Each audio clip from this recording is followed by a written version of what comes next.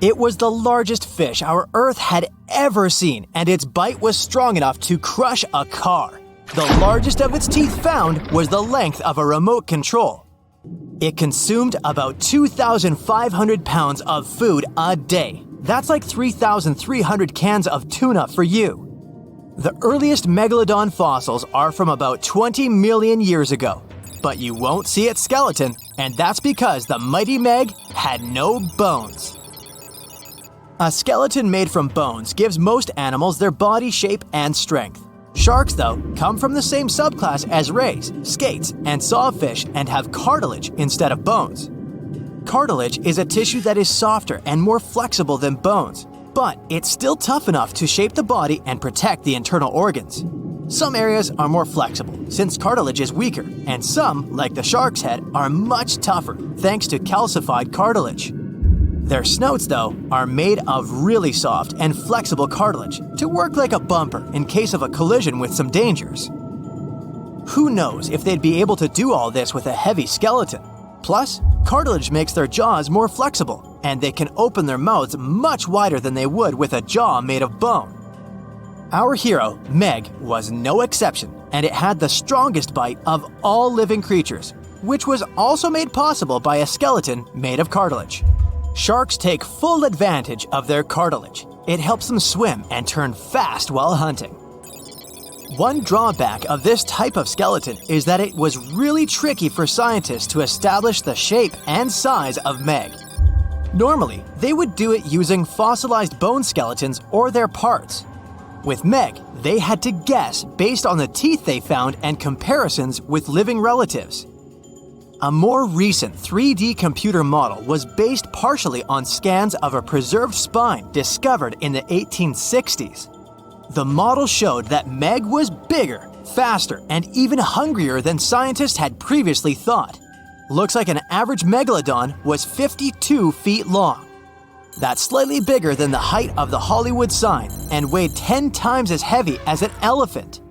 There were also much bigger creatures. Scientists still aren't sure how the megalodon got this size. The fact that there were bigger and smaller Megs probably has to do with a little something called Bergmann's rule. It says that the temperature of the surrounding environment affects the animal's body size because they either need to conserve or shed heat. The megalodons that reached cooler waters probably needed more body weight to make sure they survived in low temperatures. Those living in warmer waters had to be smaller to avoid burning up. If the researchers were correct in their calculations, it also means that Meg reached a cruising speed of over 3 miles per hour, which is much faster than other sharks. The still-living great white shark can cover a distance of nearly 7,000 miles without stopping, which is 9/10 as long as the diameter of Earth. It looks like the megalodon could have gone much further. Megalodons managed to survive on our planet for nearly 70 times longer than humans have. They were roaming the oceans for around 20 million years, and you could see them pretty much anywhere except near the poles. Scientists discovered the most northern fossils off the coast of Denmark and the most southern in New Zealand. The reason why there were no megalodon teeth found in Antarctica is most likely that these adapted to only warm tropical and subtropical waters. The younger ones like to keep to the shores, while full-grown adults preferred coastal areas, but they could easily move into the open ocean as well. When our planet went through a period of global cooling and drying, and the seas began to freeze around 3.6 million years ago, there was less and less room for Meg to thrive. Much of their prey, like smaller whales, seals, and sea turtles, disappeared or relocated to waters that were too cold for our hero. And at the same time, the number of its natural competitors, like smaller predatory sharks, like the great white shark, and whales, increased. This shifting food chain dynamics could have been even more dangerous for the Meg than the cold ocean water. You're used to seeing them on the big screen as heartless monsters, but these huge sharks were actually loving and caring family guys. Scientists discovered several megalodon nursery areas in Florida, Maryland, Panama, and off the coast of Spain. It looks like they gave birth to their young in shallow water environments. Then, little Megs would stay there with adults protecting and raising them until they were ready to fight off predators. The mighty Meg had 276 teeth in 5 rows in its mouth. Similar to other sharks, it was fast in replacing its worn-out or lost teeth.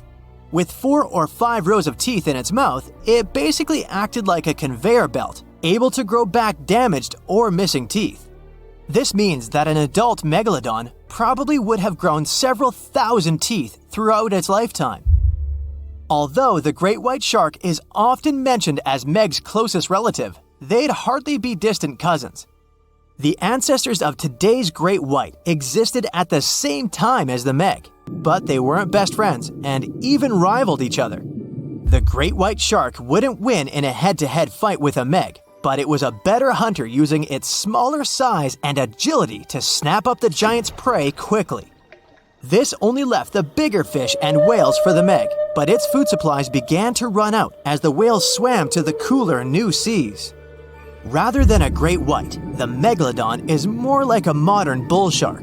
It had a short snout, a flat lower jaw, and huge pectoral fins to support its massive weight and size. We also speak of Meg as an extinct giant, but can we be 100% sure it isn't hiding somewhere as we speak? After all, we've only explored 5% of our oceans altogether.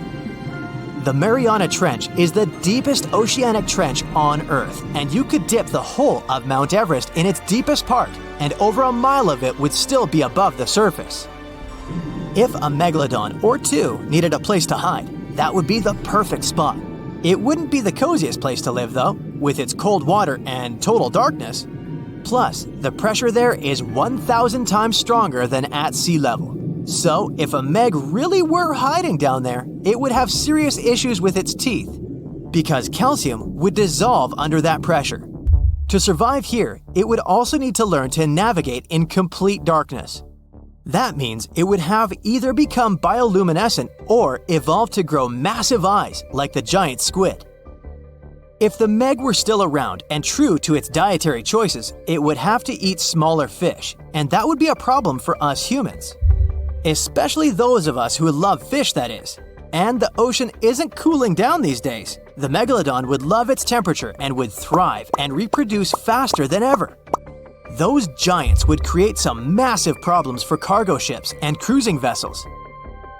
In case you're now scared at the thought of meeting a megalodon, relax. Most scientists don't think it's possible because of our hero's size.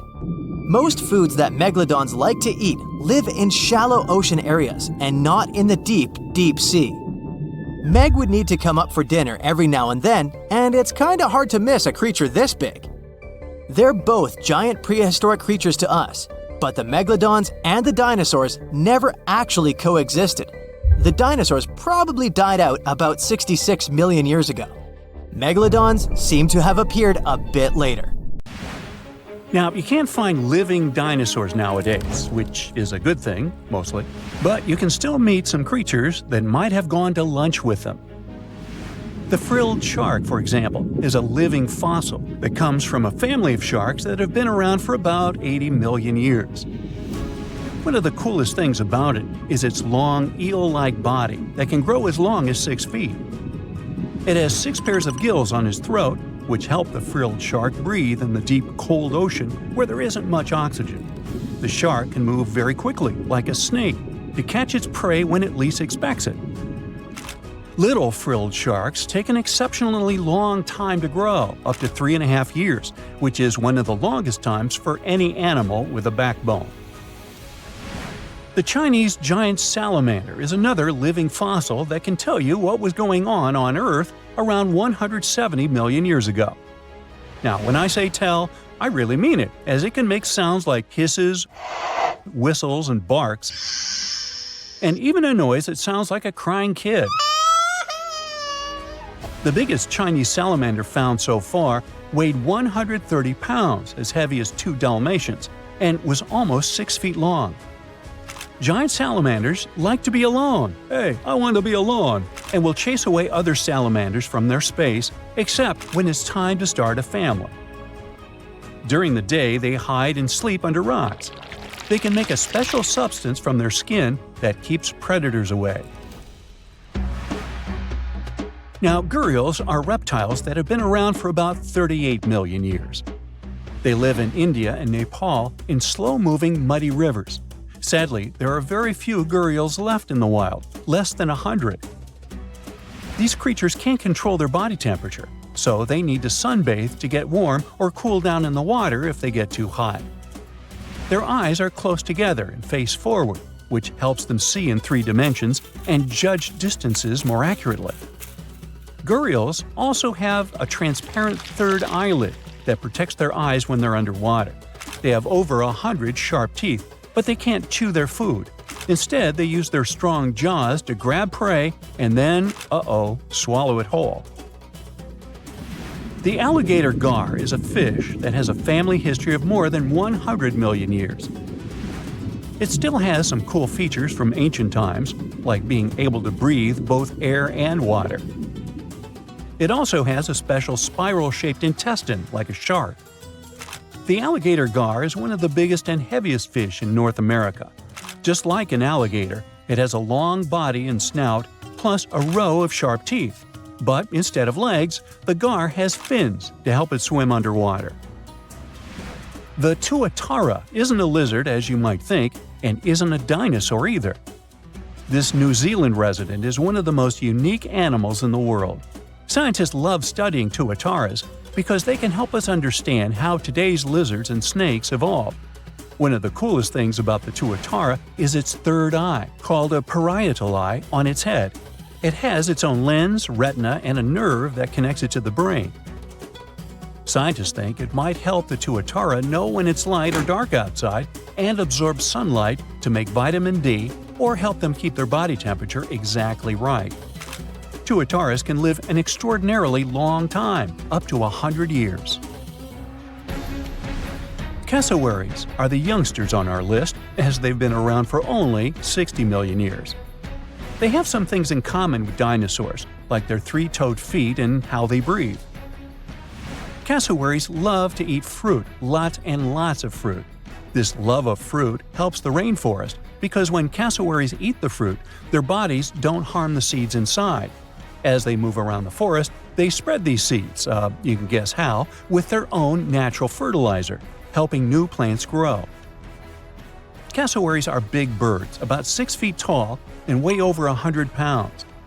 They have a special claw on each foot that is 5 inches long, and they can use it to kick real fast. If they feel threatened, they can charge, kick, and even jump on someone. They can also leap up to 5 feet in the air. So, the best thing to do is stay far, far away from where they live. The order Notostraca is a group of crustaceans that you may know as tadpole shrimp or shield shrimps. These animals have been around for about 360 million years. They have a wide, flat shell that covers their head, and they have a pair of eyes on top. These creatures can be found all over the world in different kinds of water, like freshwater, brackish water, and even salty pools. They can also look different depending on where they live. Notostracans aren't picky eaters and can snack on pretty much anything, from plants to small animals and other shrimps. Some of them are considered pests in places like California rice paddies because they stir up the mud, which blocks sunlight from reaching the young rice plants. Sturgeons are some of the largest fish species on the planet. They live only in the cool waters of the northern hemisphere and never travel below the equator. Even though they are huge, sturgeons don't have teeth. They eat by sucking food off the bottom of rivers, gulfs, lakes, and oceans. Scientists believe that sturgeons came from a group of fish that first appeared around 419 million years ago, long before dinosaurs even existed.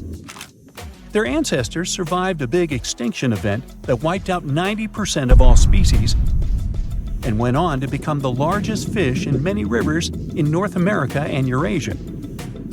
Sturgeons can live up to 100 years old or even older. Female sturgeons can lay up to 3 million eggs at a time, but not all of the eggs eventually turn into real fish. Our next hero, the Pacific lamprey, has successfully lived through at least 4 mass extinctions. Its ancient ancestors evolved over 450 million years ago. These creatures have cartilage instead of bones and a third eye, which is a special light-sensing organ on top of their heads. Instead of a regular jaw, they have a mouth surrounded by teeth. They latch onto prey and sup up body fluids like real underwater vampires. And although he wasn't living underwater, the story goes that King Henry I of England might have lost his life because of a lamprey. The English monarch loved this fish so much that he defied doctors' orders to stop eating its flesh. He got sick every time he'd have it, but the lack of bones and the unusual taste made the royal fall in love with it. As a result, he got some scary symptoms from eating lamprey and eventually passed away. Can you say clueless? The elephant fish, also called the Australian ghost shark, has been on Earth for around 400 million years. Even though they're related to sharks, they aren't actually sharks. Instead of bones, their bodies are made entirely of cartilage. These fish have a special shiny tissue in their eyes that can make their eyes look like they change color from yellow to green. Elephant fish can be pretty tough and will fight back if they feel threatened. They like to be alone and usually don't hang out with other fish. Horseshoe crabs also deserve the title of survival champs, as they've been around even before dinosaurs, since 450 million years ago. 4 species are still roaming the ocean from Maine all the way to Mexico. Horseshoe crabs are more like spiders than ticks than they are like real crabs. They have 9 eyes, plus extra light sensors near their tails so they can see really well. They breathe underwater using flap-like gills near their belly, and sometimes they use these gills to swim upside down. Every spring, when the tide is high, these creatures come up to the beach at night to mate and lay their eggs, and you can see hundreds of thousands of them. The largest and most ferocious predator to ever haunt the oceans, the Megalodon shark, dominated the seas for centuries before becoming extinct millions of years ago. However, scientists managed to discover very few remnants of the giant shark. Everything we know about the great sea beast we've learned thanks to fossils of its giant teeth, which are just about the size of the average human hand. Scientists estimated the size of the prehistoric shark using calculations based on the measurement of the length of a megalodon tooth. On average, the size of a megalodon shark was 33 feet long. The largest of the species could reach up to 58 feet long. However, these megasharks may have been even bigger than we ever thought. At the Florida Museum of Natural History, a group of students examined 3D printed replicas of megalodon teeth to calculate the shark's size using the tooth length method. But something was off. Each student calculated a different size for the same shark, with their estimates ranging from 40 feet to 180 feet. A lead paleontologist took a look at the students' equations. He realized that the method they used to calculate megalodon sizes for decades isn't that accurate at all. So they invented a new method to calculate the megalodon size based on the width of the megalodon tooth instead of its length. It turned out that the average megalodon would be around 65 feet long. It's almost double the size scientists previously thought, and would mean that the average megalodon is the length of 2 school buses. A megalodon skeleton has never been discovered. Shark skeletons are made mostly of cartilage, meaning that they decompose quickly. Luckily, sharks continuously shed and regrow teeth throughout their lives. One shark can go through 40,000 teeth in a single lifetime. Scientists have managed to study different types of shark species based on their teeth alone. The megalodon shark had around 276 teeth. When they fell out, these teeth landed in seabed, where they stayed for millions of years, fossilizing. Scientists found those teeth, and they're the only real record we have of the megalodon's existence. The word megalodon means giant tooth. Its tooth is around 7 inches long. For comparison, the largest tooth of a great white shark is only 3 inches long. To find a bigger set of choppers, you'd have to go back 65 million years to find the great Tyrannosaurus rex, whose teeth measured a whopping 12 inches. Megalodon teeth have been discovered all over the world. It means that, unlike other marine animals of its time, the megalodon was intercontinental. Even today, most sharks and marine animals tend to stick to one sea or ocean. The megalodon shark swam freely around the world, moving between tropical and subtropical waters. Megalodon teeth have been found in every continent apart from the freezing cold waters of Antarctica. When a megalodon makes a starring appearance in a movie or TV show, it's portrayed to look like a giant version of a great white shark. Scientists previously believed that the megalodon and the great white shark both descended from one common ancestor. Still, it's not true. In fact, it's more likely that the megalodon was the arch-enemy of the great white shark's ancestor, the broad-toothed mako shark. That means megalodon wouldn't have looked so similar to the great white after all. In reality, the megalodon would have a shorter nose than the great white, along with longer pectoral fins to give the giant shark a stockier and more threatening build. Not only was the megalodon the largest shark in the world, but it was also one of the biggest fish ever to exist. An apex predator of this size would have needed a huge diet to keep it moving. The megalodon would have eaten 2,500 pounds of food every day. The megalodon diet consisted of larger species of fish, dolphins, and even other species of sharks. Ancient fossilized whale bones with cut marks of megalodon teeth have been discovered. It means megalodons weren't intimidated by the size and tried to feast on the giant whales of the past. Scientists have used computer simulations to try and work out the hunting style of the ancient shark. Using this technology, scientists have discovered that the megalodon's attack style was very different from that of modern-day sharks. Modern sharks dive straight for their prey's most vulnerable spot, for example, the soft underbelly of a seal. The megalodon's teeth were uniquely suited to biting through tougher areas of cartilage. So, evidence suggests that a megalodon would first chew the tougher fins of their prey, rendering them unable to swim away before launching into their final attack. The mouth of a megalodon was around 10 feet wide and 9 feet tall, large enough for you to swim into without touching any teeth. However, we don't recommend that. Their mouths were so large a megalodon could swallow a small car without even having to bite down on it. Research teams from Australia and the US collaborated to work out the biting power of the megalodon using computer simulations. The results were terrifying. While the modern great white shark has the biting power of 1.8 tons of force, the megalodon could easily chomp down on its prey with a biting power of 18.2 tons. The bite of the megalodon would easily be able to cut through steel and overpower any other predator in the ocean. Scientists believe that the megalodon has the most powerful bite of any creature that has ever existed. The megalodon's bite would easily overpower the T-Rex, which has a biting force of 6 tons.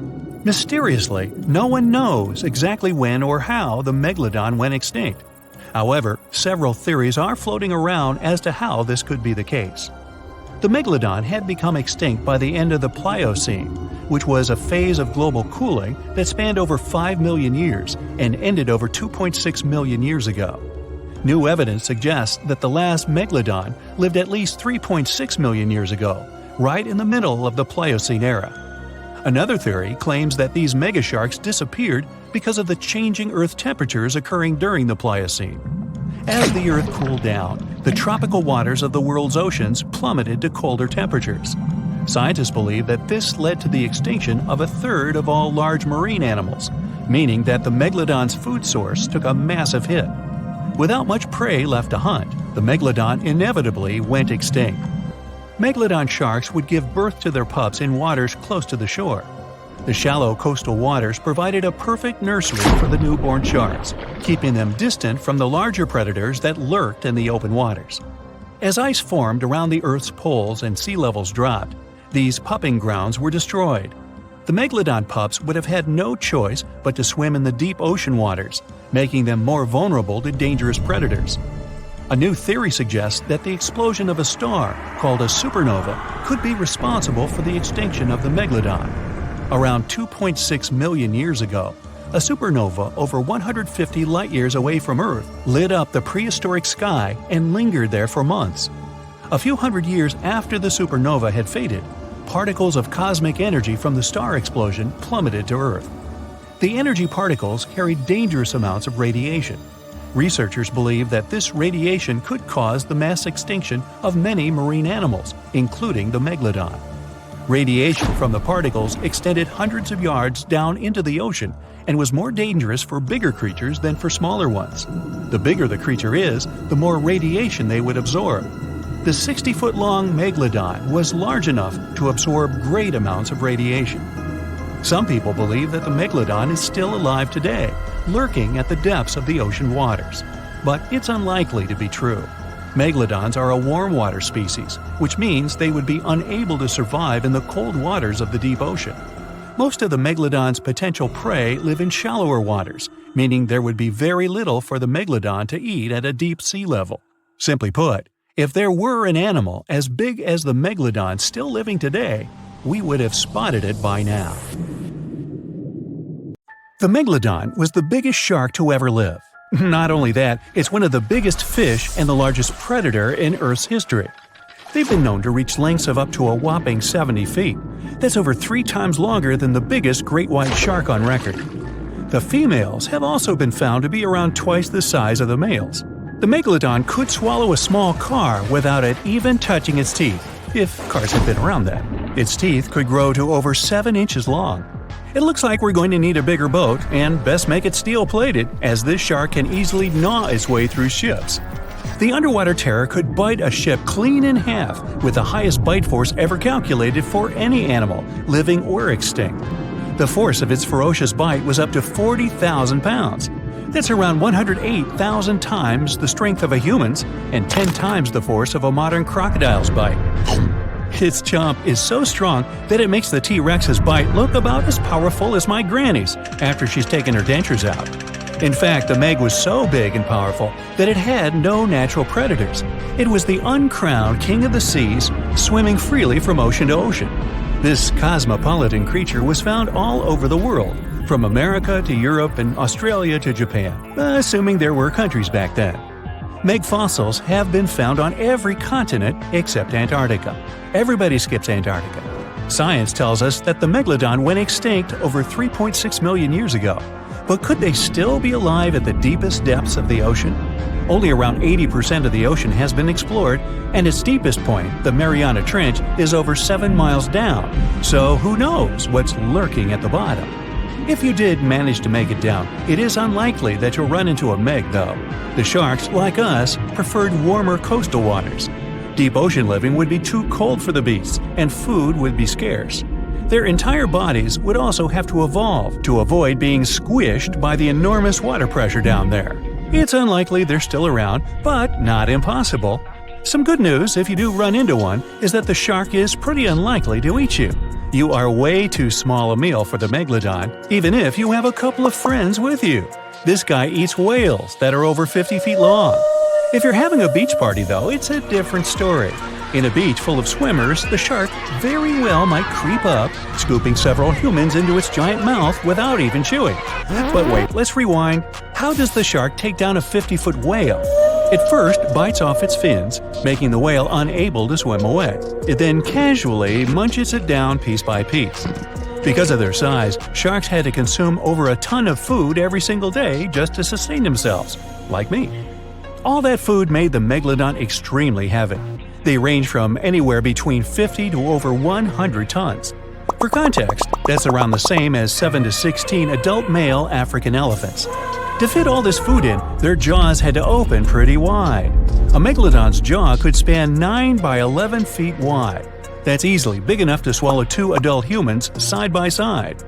The fearsome name Megalodon comes from 2 Greek words, mega meaning big and odont meaning tooth. So combined, they mean what? Big tooth. And it certainly lives up to its name. Just one of its chompers is the same size as a human head. It had 276 humongous teeth in total across 5 terrifying rows. In all of history, only a couple of saber-toothed cats and the T-Rex had consistently bigger teeth. Now that's a showdown I'd like to watch. The Megalodon vanished millions of years ago, leaving only huge teeth to be found by modern archaeologists.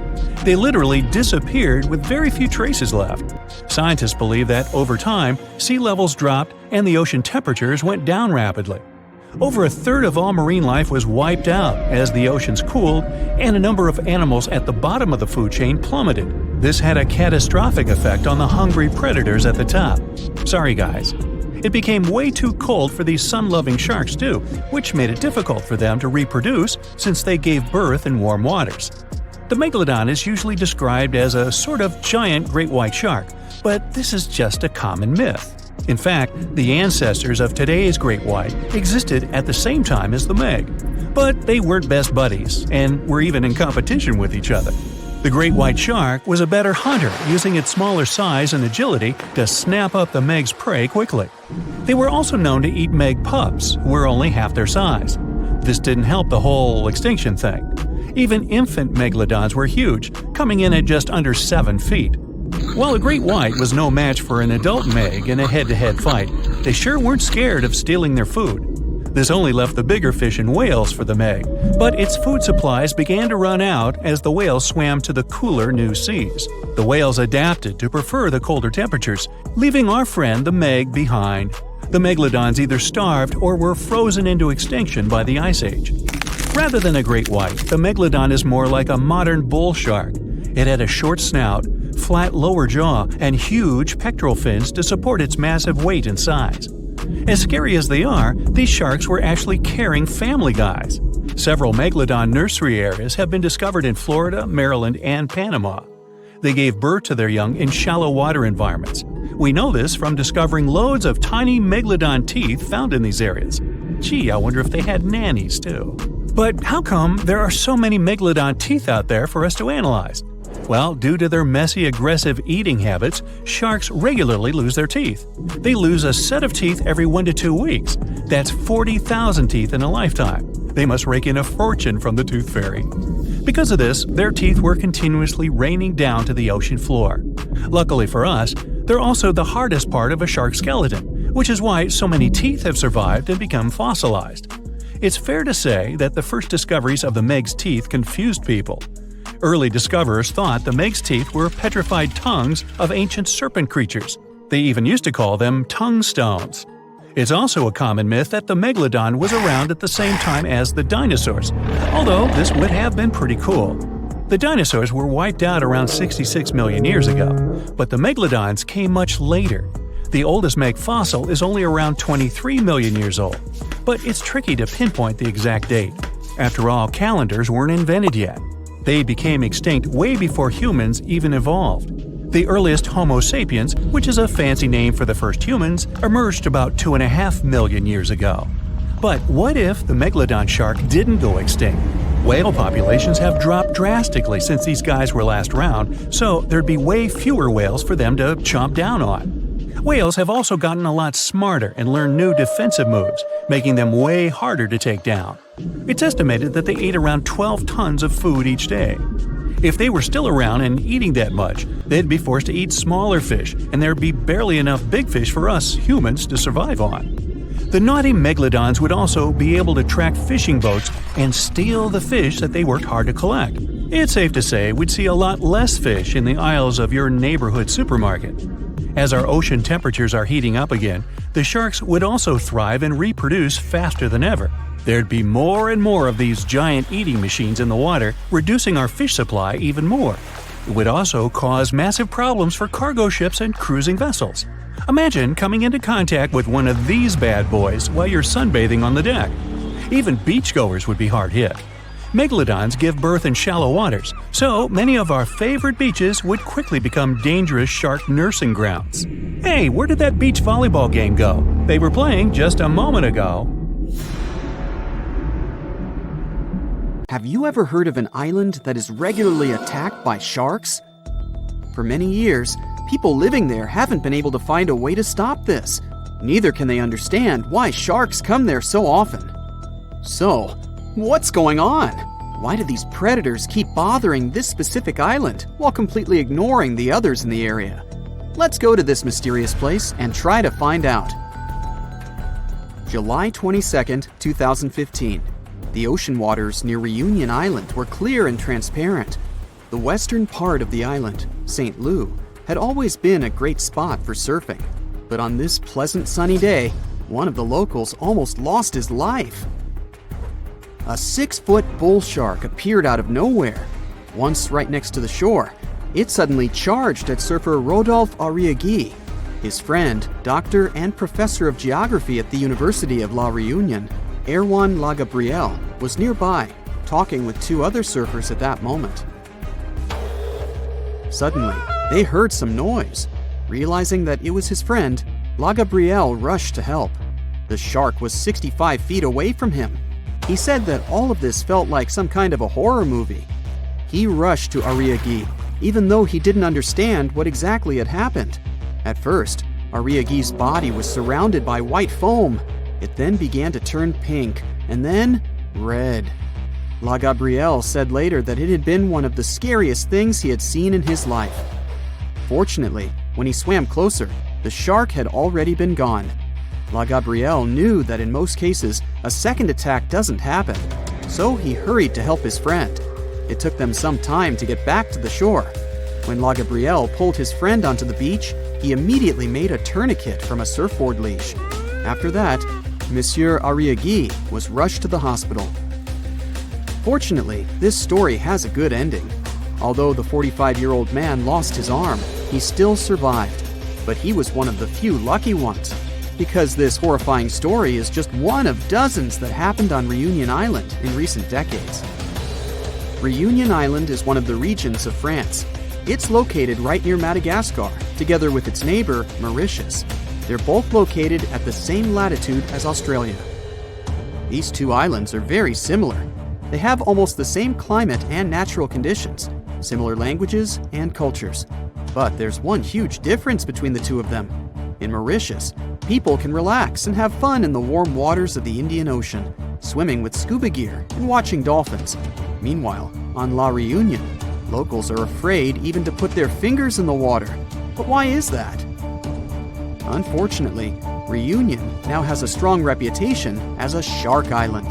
By 2018, 56 attacks had occurred there. From 2011 to 2016, the number of these cases accounted for 16% of the worldwide shark attacks. Now there are warning signs everywhere on Reunion. Local citizens and fishers have begun to discuss the options of large-scale shark trapping. The authorities forbid people to swim almost everywhere, except for a few more or less safe places, like, for example, a coral lagoon. And still, any fisher or scientist knows that sharks can easily get inside these coral rings. In other words, locals and tourists can't feel completely safe anywhere on the island. Meanwhile, in Mauritius, the last shark attack happened in the 1980s. People come here to relax, and everything is perfectly fine. So the question is, why in the world is La Reunion so unlucky? Dr. La Gabrielle, the hero I mentioned before, set himself the goal of explaining this strange phenomenon. His study showed that over the past 30 years, the probability of a shark attack on Reunion had increased by 23 times. And in 9 out of 10 cases, it turns out to be a bull shark. If you haven't heard about it, this creature looks exactly like what you would imagine when you hear the word shark. It's one of the most popular species and the one that you often see in different movies and cartoons. These sharks live in tropical and subtropical waters in all oceans. Most often, they're found, yeah, you've probably already guessed, in the southern waters between Australia and South Africa. This place is even nicknamed a shark highway because these predators really like to chill around there. This is also one of the most aggressive shark species, and it's very dangerous for humans. Unfortunately, it's also very tolerant to different water salinity, which means they can basically swim even in fresh water and be totally cool with it. But why do all these Reunion Island attacks happen so often? Well, there are many theories and many different factors that might play their role in all this. Marc Soria, a researcher at the IRD, the French National Institute for Research and Development, decided to conduct a study together with his team. They spent 3 years trying to collect data on 45 tiger sharks and 38 bull sharks living in local waters. The National Research Institute of France supported this study. It was also funded by 3 research foundations: regional, national, and European. That's when you know that the problem is serious. And now, here are the main theories developed by Soria's team and La Gabrielle. The first one is excessive fishing. Experts suggest that long-term fishing and catching small reef sharks, which competed with dangerous sharks for food and territory, eventually led to these dramatic consequences. Unfortunately, when predatory bull sharks ran out of food, They just had to go looking for it near the coast. For bull sharks, surfers on Reunion look like sick, weakened fish, and therefore an easy meal. Also, while in Mauritius, surfers tend to hang out near sandy beaches. On Reunion, they choose places where waves break at coral reefs. But this is exactly where the sharks choose to search for food. So, yeah. The second possible reason is muddy waters. Bull sharks like such conditions very much, and although there are no natural places like these on Reunion, the reason could be the construction of urban areas. Muddy freshwater gets into bays from cities. This water attracts sharks, and this is where the attacks take place most often. But then we can ask again, why not Mauritius? Urbanization is also in full swing there after all. There are many places in Mauritius where sewage waters flow into the ocean. Well, then we can conclude that this is not the only factor. There have to be others. For example, there is an active volcano, Piton de la Fournaise, on Reunion Island. Thanks to this beautiful volcano, there are rich flora and fauna on the island. And this could be great if it didn't attract too much attention from predators. Because of the volcano, the shores of Reunion are less steep, which makes it easier to swim closer to the coast. And sedimentary rocks that get washed away from the slopes of the volcano can attract bull sharks. As we already know, these guys love muddy waters. There are some other theories. For example, La Gabrielle suggests that attacks may be connected to an increase in the shark population. Or maybe that's because these creatures become more aggressive during mating periods. Some people assume that all of this could be Mauritius's fault because they banned catching and selling sharks for meat. But Surya and other experts strongly disagree with this. Not many people on both islands bought this meat to make any significant difference. Anyway, this whole situation caused a lot of tension on Reunion. A big part of the population now supports the idea of catching sharks on a large scale. They also built some underwater fences near the island, and the maintenance of these fences costs $1 million a year. It may seem pretty extreme, but drastic times require drastic measures. But despite all these terrible stories, in general, sharks aren't nearly as dangerous as we think. They almost never attack divers, unless a person provokes them. Experienced divers often compare sharks with stray dogs. These animals shouldn't be feared, but should be respected. Anyway, let's hope that La Reunion will be able to solve this problem, and people will be able to swim in its warm, beautiful waters again. The water is bubbling under the fishing boat as if something is coming up out of the water. It gets closer and closer. The water seems to boil. Suddenly, you see giant jaws and glistening teeth. Seconds later, a huge shark jumps out of the water and crushes the boat in one bite. It was the Megalodon, the largest fish that ever existed on Earth. Now, we pictured the Megalodon as this, an enlarged version of the white shark for a long time. But scientists continue to argue about its appearance. So far, they agree that the image of this giant shark was wrong. Here's the data that scientists are sure of. Size, about 50 feet long. That's as big as a school bus and comparable to the length of a subway car. 8.5 times the height of an average person. Let's compare it to the modern white shark. The Megalodon is 3 times bigger, but that's just a rough estimate. We don't have a fully preserved skeleton of the Megalodon. That's because it didn't have any bones, but cartilage. Not much of that left in the 3.6 million years since the Megalodons went extinct. All that survived were teeth and a few vertebrae. By comparison, dinosaurs went extinct about 66 million years ago. But their solid bones are perfectly preserved, and we have many different examples of their skeletons. Scientists have calculated the size of a Megalodon based on its teeth and jaw. Now, this is one tooth. It's about 7 inches long, bigger than the palm of your hand, and 3 times the size of a modern white shark's teeth. The Megalodon jaw was 6 feet wide and chalked up 5 rows of teeth, a total of 276 razor-sharp chompers.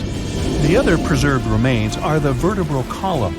It consists of 150 vertebrae, each 6 inches wide. They contain much calcium because, well, Megalodon love fresh cold milk. Nah, it's because the vertebrae had to withstand the enormous mass of a giant shark. Based on those fossils, scientists created a model and calculated only the approximate size of the megalodon. But it could hardly have been any bigger. It's all about breathing. The bigger the fish, the more oxygen it needs, which means a larger gill area. That's the organ that filters the water and collects oxygen. If the megalodon were any larger, it would have trouble breathing. So, scientists believe that 50 feet is the maximum size of an individual. On average, they were a few feet smaller. Now, let's talk weight. On average, one megalodon weighed about 30 to 35 tons. By comparison, a white shark weighs 1 ton, which is 30 times less. Hey, trust me. A school bus is 4 times lighter at 7.5 tons. The weight of a megalodon can be compared to an empty Boeing 737. But the modern blue whale beats the megalodon in size and weight. 98 feet long versus 50, almost twice as long. Blue whale's weight is about 180 tons. That's like 6 megalodons or 6 passenger planes, or like 33 adult elephants. Hey, don't you love the comparisons? Now, about the appearance of the megalodon. Scientists believe it didn't look like a white shark. The megalodon belongs to a different fish family and most likely looked like a giant sand tiger shark. Flattened snout, small eyes. Its dorsal fin is moved backwards. The sand shark has 2 dorsal fins about the same size. The coloration is light brown with a white belly. It may have had brown-red spots like a sand shark all over its body. We used to think of the megalodon as something scary from the first finds of its fossils. That was back in the Renaissance era. People found some teeth in the rocks. At first, these teeth were thought to be the tongues of dragons or snakes. And here's the first drawing of what the owner of these teeth supposedly looked like. A massive snout with a scary nose and a bunch of razor-sharp teeth. We also have the evidence that megalodons were brutal hunters, kings of the food chain. The first combat tool in their arsenal was the battering ram. The megalodon was a slow swimmer, though. It could only accelerate up to 11 miles per hour. In comparison, the modern white shark can reach 35 miles per hour in a dash for its meal. The fastest human swimmer could only go 6 miles per hour. Well, good luck with that. But the megalodon had incredible mass. Though slow, its battering ram had tremendous power. The megalodon would take its prey by surprise. It had only one chance to hit it. If it missed, it would take too long for a second round. The maneuverability of the megalodon was comparable to a large truck. But if the ram was successful, the prey was stunned and couldn't move. At this point, the megalodon aimed at vulnerable spots, like the fins and tail of the prey. Scientists have found many ancient whale remains with megalodon tooth marks. It turned out that the giant shark knew where its prey's vital organs were located and could strike at them. When the prey was immobilized, the megalodon bared its teeth. An adult person could easily fit into its open jaw at full height. And according to various estimates, the bite force of the megalodon was almost 11 tons. Now imagine the weight of 3 SUVs concentrated at the tip of a sharp tooth. That's 9 times the power of the largest white shark bite, and 6 times the power of the modern record holder for biting, the saltwater crocodile. Here, look at a map of where the remains of the megalodon were found. South and North America, Europe, Asia, Australia. It was the master of all seas and was comfortable anywhere on our planet. We've even found some remains of the giant shark in freshwater sediments. Perhaps it wasn't afraid to enter rivers to hunt. Now, other scientists say that maybe the megalodon wasn't even a predator, all because of its size. It couldn't swim fast. It couldn't even make short dashes like the white shark. If prey tried to escape, the megalodon didn't rush into pursuit because it could never catch up with it. Another problem is the skeleton of the megalodon. The cartilage is weaker than the bones, so the musculature of the giant shark was not as massive and robust in the first place. The megalodon may even have been a scavenger and never got into fights. This is one of the reasons why ancient sharks became extinct. Megalodons like shallow, warm waters, with temperatures ranging from 53 degrees Fahrenheit. But over 3 million years ago, the climate turned colder. This deprived the megalodons of territories and plenty of food. The primitive whales that had been the main diet of the giant sharks began to disappear. Faster predators took the remnants of food. The megalodon started to starve. In evolution, a new player entered the field, the toothed whales, ancestors of the modern killer whales. They lived in packs and had bigger brains than the megalodon. So, over time, they started to compete with the megalodon. They took advantage of its clumsiness. A group of killer whales could easily win a competition against a giant shark. Many scientists believe this was the reason for the disappearance of the largest shark in the world. But there are theories that the megalodon is still alive and roaming the dark waters of our planet. Several Australian fishers have allegedly encountered a shark of incredible size, but no one can confirm these testimonies. Fans of this theory believe that giant sharks can hide in deep waters away from human eyes. In the Mariana Trench, for example, it's the deepest place on our planet. It's deeper than if you stuck Mount Everest in the water, and we've even found the teeth of a megalodon there. But science says that such a giant shark couldn't live in the Mariana Trench for many reasons. One, it's too cold. The megalodon was probably a cold-blooded fish, so it had to use the warmth of its environment to survive. But the water in the Mariana Trench is cold, about 40 degrees Fahrenheit. That's because the deeper down, the less sunlight gets in there. The second reason is pressure. Every 30 feet deep increases the pressure by 1 atmosphere. That is, at the depth of 100 feet, the water presses you 3 times harder than you would feel it at the surface. The weak muscles and cartilage of the megalodon wouldn't allow it to dive too deep into the Mariana Trench. And most importantly, food. The farther from the ocean's surface, the fewer living organisms. Megalodons used to eat primitive whales, ranging from 10 to 20 feet. Small fish only inhabit the Mariana Trench. A megalodon would never be able to catch one. And, judging by its size, all the megalodon did was eat and then look for food again. Compare its weight to that of a human. The average human should get about 2,000 calories a day with an average weight of about 180 pounds. The megalodon weighed 470 times that and needed many more calories. So, even all the fish inhabiting the Mariana Trench could hardly feed a megalodon for even a few days. So, all these theories, of course, are not true. But still, it's just smart to be careful out there. Know what I mean? The megalodon was the biggest shark to ever live. Not only that, it's one of the biggest fish and the largest predator in Earth's history. Over 3 times longer than the biggest great white shark on record, the females have also been found to be twice the size of the males. The megalodon could swallow a small car without even touching its teeth, if cars had been around then. In fact, the Meg was so big and powerful that it had no natural predators. It was the uncrowned king of the seas, swimming freely from ocean to ocean. This cosmopolitan creature was found all over the world, from America to Europe and Australia and Japan, assuming there were countries back then. Meg fossils have been found on every continent except Antarctica. Everybody skips Antarctica. Science tells us that the megalodon went extinct over 3.6 million years ago, but could they still be alive at the deepest depths of the ocean? The fearsome name, megalodon, comes from 2 Greek words, megas, meaning big, and odont, meaning tooth. Combined, they mean big tooth, and it certainly lived up to its name.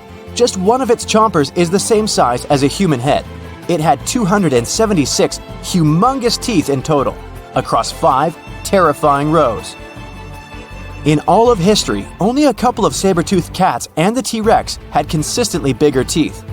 Now that's a showdown I'd like to watch. The megalodon vanished millions of years ago, leaving only huge teeth to be found by modern archaeologists. Only around 80% of the ocean has been explored, so who knows what's lurking at the bottom. If you did manage to make it down, it's unlikely that you'll run into Meg though.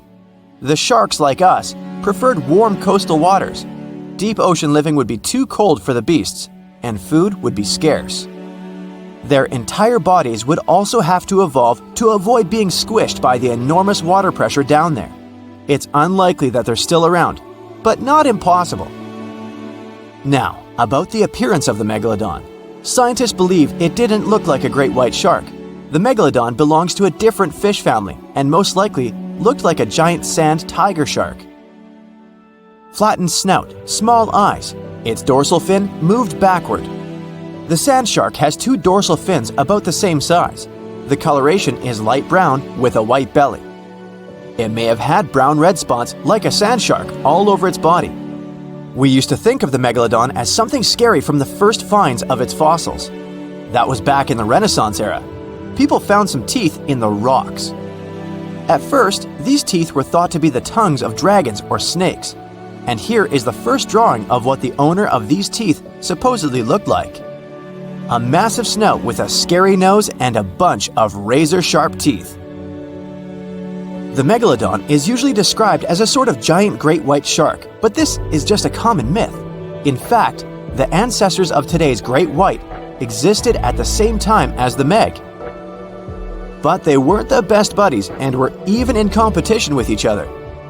The great white shark was a better hunter, using its smaller size and agility to snap up Meg's prey quickly. They were also known to eat Meg pups, who were only half their size. This didn't help the whole extinction thing. We also have evidence that megalodons were brutal hunters, kings of the food chain. The first combat tool in their arsenal was the battering ram. The megalodon would take its prey by surprise. It had only one chance to hit it. If it missed, it would take too long for a second round. The maneuverability of the megalodon was comparable to a large truck. While a great white was no match for an adult Meg in a head-to-head fight, they sure weren't scared of stealing their food. This only left the bigger fish and whales for the Meg. But its food supplies began to run out as the whales swam to the cooler new seas.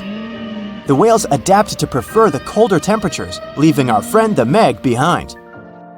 The megalodons either starved or were frozen into extinction by the Ice Age. Rather than a great white, the megalodon is more like a modern bull shark. It had a short snout, a flat lower jaw, and huge pectoral fins to support its massive weight and size. As scary as they are, these sharks were actually caring family guys.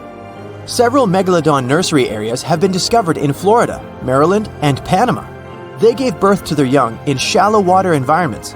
We know this from discovering loads of tiny megalodon teeth found in these areas. I wonder if they had nannies too. But how come there are so many megalodon teeth out there for us to analyze? Due to their messy, aggressive eating habits, sharks regularly lose their teeth. They lose a set of teeth every 1 to 2 weeks. That's 40,000 teeth in a lifetime. They must rake in a fortune from the tooth fairy. Because of this, their teeth were continually raining down to the ocean floor. Luckily for us, they're also the hardest part of the shark skeleton, which is why so many teeth have survived and become fossilized. It's fair to say the first discoveries of the Meg's teeth confused people. Early discoverers thought that the Meg's teeth were petrified tongues of ancient serpent creatures. They even used to call them tongue stones. It's also a common myth that the megalodon was around at the same time as the dinosaurs, although this would have been pretty cool. The dinosaurs were wiped out around 66 million years ago, but the megalodons came much later. The oldest Meg fossil is only around 23 million years old, but it's tricky to pinpoint the exact date. After all, calendars weren't invented yet. They became extinct way before humans even evolved. The earliest Homo sapiens, which is a fancy name for the first humans, emerged about 2.5 million years ago. But what if the megalodon shark didn't go extinct? Whale populations have dropped drastically since these guys were last around, so there'd be way fewer whales for them to chomp down on. Whales have also gotten a lot smarter and learned new defensive moves, making them way harder to take down. It's estimated that they ate around 12 tons of food each day. The Kraken is a colossal squid, a legendary sea monster, the biggest hunk of calamari you ever saw. And if this monster had existed, the world would have changed beyond recognition. The Kraken has powerful tentacles, solid muscles with suckers at the end. They're impossible to escape. The Kraken can break a ship in half, or just pull it down into the depths. But the worst thing about the Kraken is its size. According to old sailors' stories, its size is almost 10 soccer fields. Hey, maybe the Kraken could play soccer. The Kraken legends said the monster was so giant that sailors mistook it for a small island. In past centuries, it would have been impossible to defeat such a beast. If the Kraken existed in reality, it might have had offspring. Yeah. In all the world's oceans, there would be giant monsters that could sink any ship. It's unlikely that the Kraken would have competitors in its habitat, so its population would grow strongly. Since the Kraken is enormous, it would need a lot of food, so the population of other large sea animals would fall significantly. Blue whales, great white sharks, other giant squids, all the big sea creatures would be endangered. The Kraken belongs to the cephalopod genus. This species includes squid and octopus, some of the most intelligent creatures on the planet. The Kraken is a skilled hunter and will never fight in the open. Colossal squids live in deep waters and they have the largest eyes among all animals. The squid's eye is the size of a dinner plate. Thanks to this, they can see their prey from far away. Similarly, a Kraken would spot the ship much sooner than sonar could pick up the Kraken. It would always have the drop on you. Well, that's not good. In 1857, a squid beak was discovered on the coast of Denmark. Other huge squid remains were found in the Bahamas, and then scientists were convinced that gigantic squids existed. While colossal squid have been officially discovered since then, it's been more than 100 years and we still don't know what the max size they can grow to. The fact is, colossal squids are one of the most elusive creatures on Earth. They live in the depths of the ocean where it's challenging for scientists to reach. Any dive to a greater depth requires powerful, bulky equipment. Underwater bathyscaphs and cameras make a lot of noise and light, which squids notice from afar. They flee before we can see them. It's difficult to say if these huge squids were the size of a small island, but the truth is, we've only studied about 5% of the ocean. It may be that in its depths, monsters much more terrible than the Kraken swim.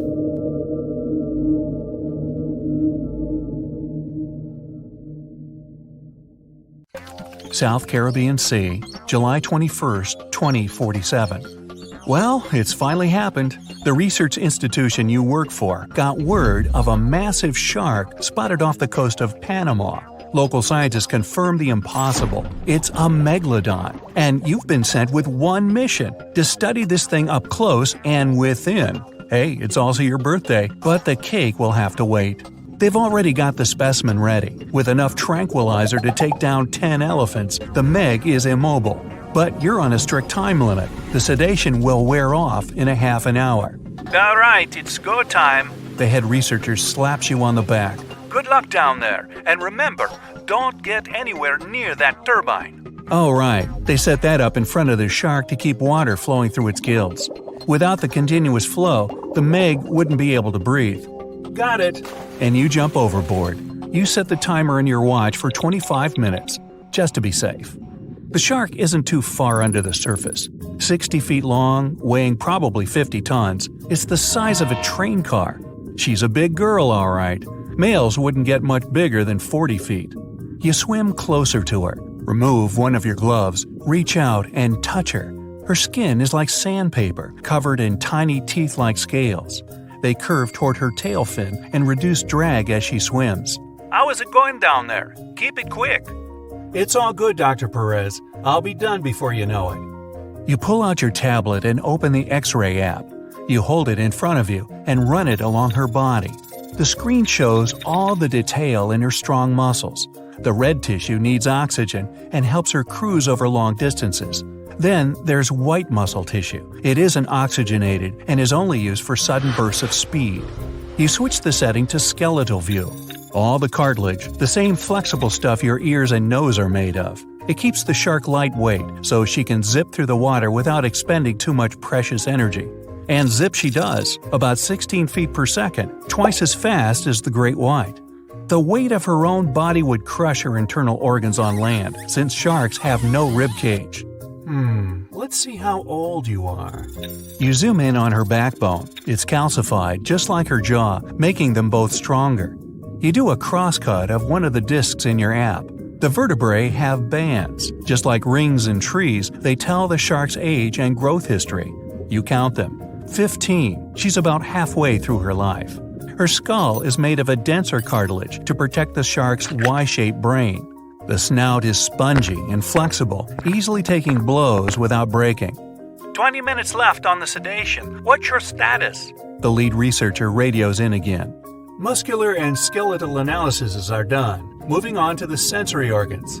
Roger that. You swim up to one of her black, beady eyes. A chill goes down your spine. It's as if she's looking right at you, a helpless piece of meat, her next meal. Hey girl, if only you had eyelids to let me know you're definitely knocked out. Behind her eye, you see a tiny hole. Hey, found your ear. Sharks obviously don't have outer ears, but their hearing is still impeccable. This megafish could hear you thrashing in the water from 10 football fields away. It's the low frequencies of irregular splashes that catch her attention. They mean one thing: wounded prey. From there, you follow her lateral line, a line of pores extending down the sides of her body. It's a special system in sharks that detects the slightest movements in the water, how far away the source is, which direction is coming from. Basically, a shark's entire body is like one giant ear. Just gonna examine your nostrils, my dear. Strictly for sniffing out prey, they don't lead to the throat and respiratory system like in humans, meaning sharks can't sneeze. The smallest hint of an odor runs into the nasal passage. Past folds of skin covered in sensory cells, they send the info to the olfactory bulb, which leads to the brain. In great whites, the nose can pick up a single drop of blood in an Olympic-sized pool. You look at your watch. 10 minutes left. You examine her gills. Water flows through them, and the gills extract oxygen from it. This is also where the body gets rid of CO2, essentially carrying out the function of lungs. But the oxygen to carbon dioxide exchange happens at the cellular level, and the blood is what transports it. You switch to circulatory view. There it is, the S-shaped heart. It's small compared to her body size and has only 2 chambers. The heart sends blood to the gills, where it picks up oxygen and moves on to the body tissues. The muscles, constantly moving and propelling the shark through the water, warm up the blood. This can only happen because the veins and arteries moving to and away from the heart are located so close to each other. Blood that's warmer than her environment and not dependent on it, unlike other fish, allows the Meg to hunt in cooler waters as well, even if she prefers warm areas. That means nothing can hide from her. Everything about her body is designed to sniff out and gobble up any prey. We're getting some fluctuations in the vitals. Come on, wrap it up. Almost done. One thing left, the thing you've been avoiding, her mouth and digestive tract. You swim up to her jaws, careful to keep your distance from the current flowing into her face. Her jaws have been propped open for better examination, and they're enormous. 10 feet across, 9 feet high, you could stand in her mouth with a friend on your shoulders. They can open up to 100 degrees, enough to fit the biggest prey out there. Large fish, whales, even other sharks. She needs 2,500 pounds of food a day, more than the average person eats in a whole year. The jaws can come down with 30,000 pounds of force, like being crushed by a car. The great white can only boast a jaw force of 4,000 pounds. Humans, a piddly 160. Ooh, and those teeth, 250 of them in 5 rows. They're razor sharp and can cut right into whale bone. The teeth are slanted back towards the throat, so nothing can escape their grip. The biggest ones are the size of your hand. Fascinated, even hypnotized, you swim a little closer, just a couple more inches, when, whoosh, the turbine's current carries you straight into her mouth. The force of the water is pushing you against the back of her throat. Your X-ray scanner shows a mouth chock full of sensory cells. Lucky for our species, sharks don't really like the taste of human, but they only realize that after an initial taste test. That's why sharks bite people, not to eat them, just to sample what's on the menu. You pull out an apple-sized metal sphere and push it into her throat. The probe makes its way through the esophagus. A shark's food chute isn't a skinny tube like ours. It's wide and barely indistinguishable from the stomach. The stomach is U-shaped and full of extremely strong acids and enzymes. Those turn whatever the shark has swallowed whole, these animals don't chew their food, into a mushy liquid. From there, the soup moves into the intestines. They're relatively short for an animal this size, but evolution came up with a clever trick to increase the surface area. The inside of the intestine is shaped in a spiral. This is so she can absorb the nutrients from her meals. Meanwhile, on board, her vitals are coming to life. Perez tries to radio you, but a jumbled message barely gets through your earpiece. Hear me? Backing up. What? Hello? Do you read me? You look at the timer. 5 minutes. You should be able to swim out against the current, hopefully. As the probe makes its way through her digestive tract, from within her mouth, you grab one more X-ray of her body cavity. You see the liver. It's massive, takes up 90% of the space in there, and accounts for 25% of her weight. It's full of oils and helps with buoyancy in the water. But then, you see something moving within her. It's a pup. Shark babies are ready to hunt on their own as soon as they're born. This Meg pup must be 7 feet long. But this means she's not the only one. Just then, the turbine shuts off. Your timer starts beeping. Hey, I still technically have 5 minutes. Wrong. The shark starts to move. You swim out of her mouth as fast as you can and with all your might head back to the boat. She's still a little groggy, but Miss Meggie can swim. She beelines toward you just as you break the surface. The team grabs your hand, pulls you on board, and the boat speeds away. At that moment, the Meg comes leaping out of the water. She follows you for a while, but loses interest soon enough. Whew, that was too close. Happy birthday to me. Hey, time for some cake.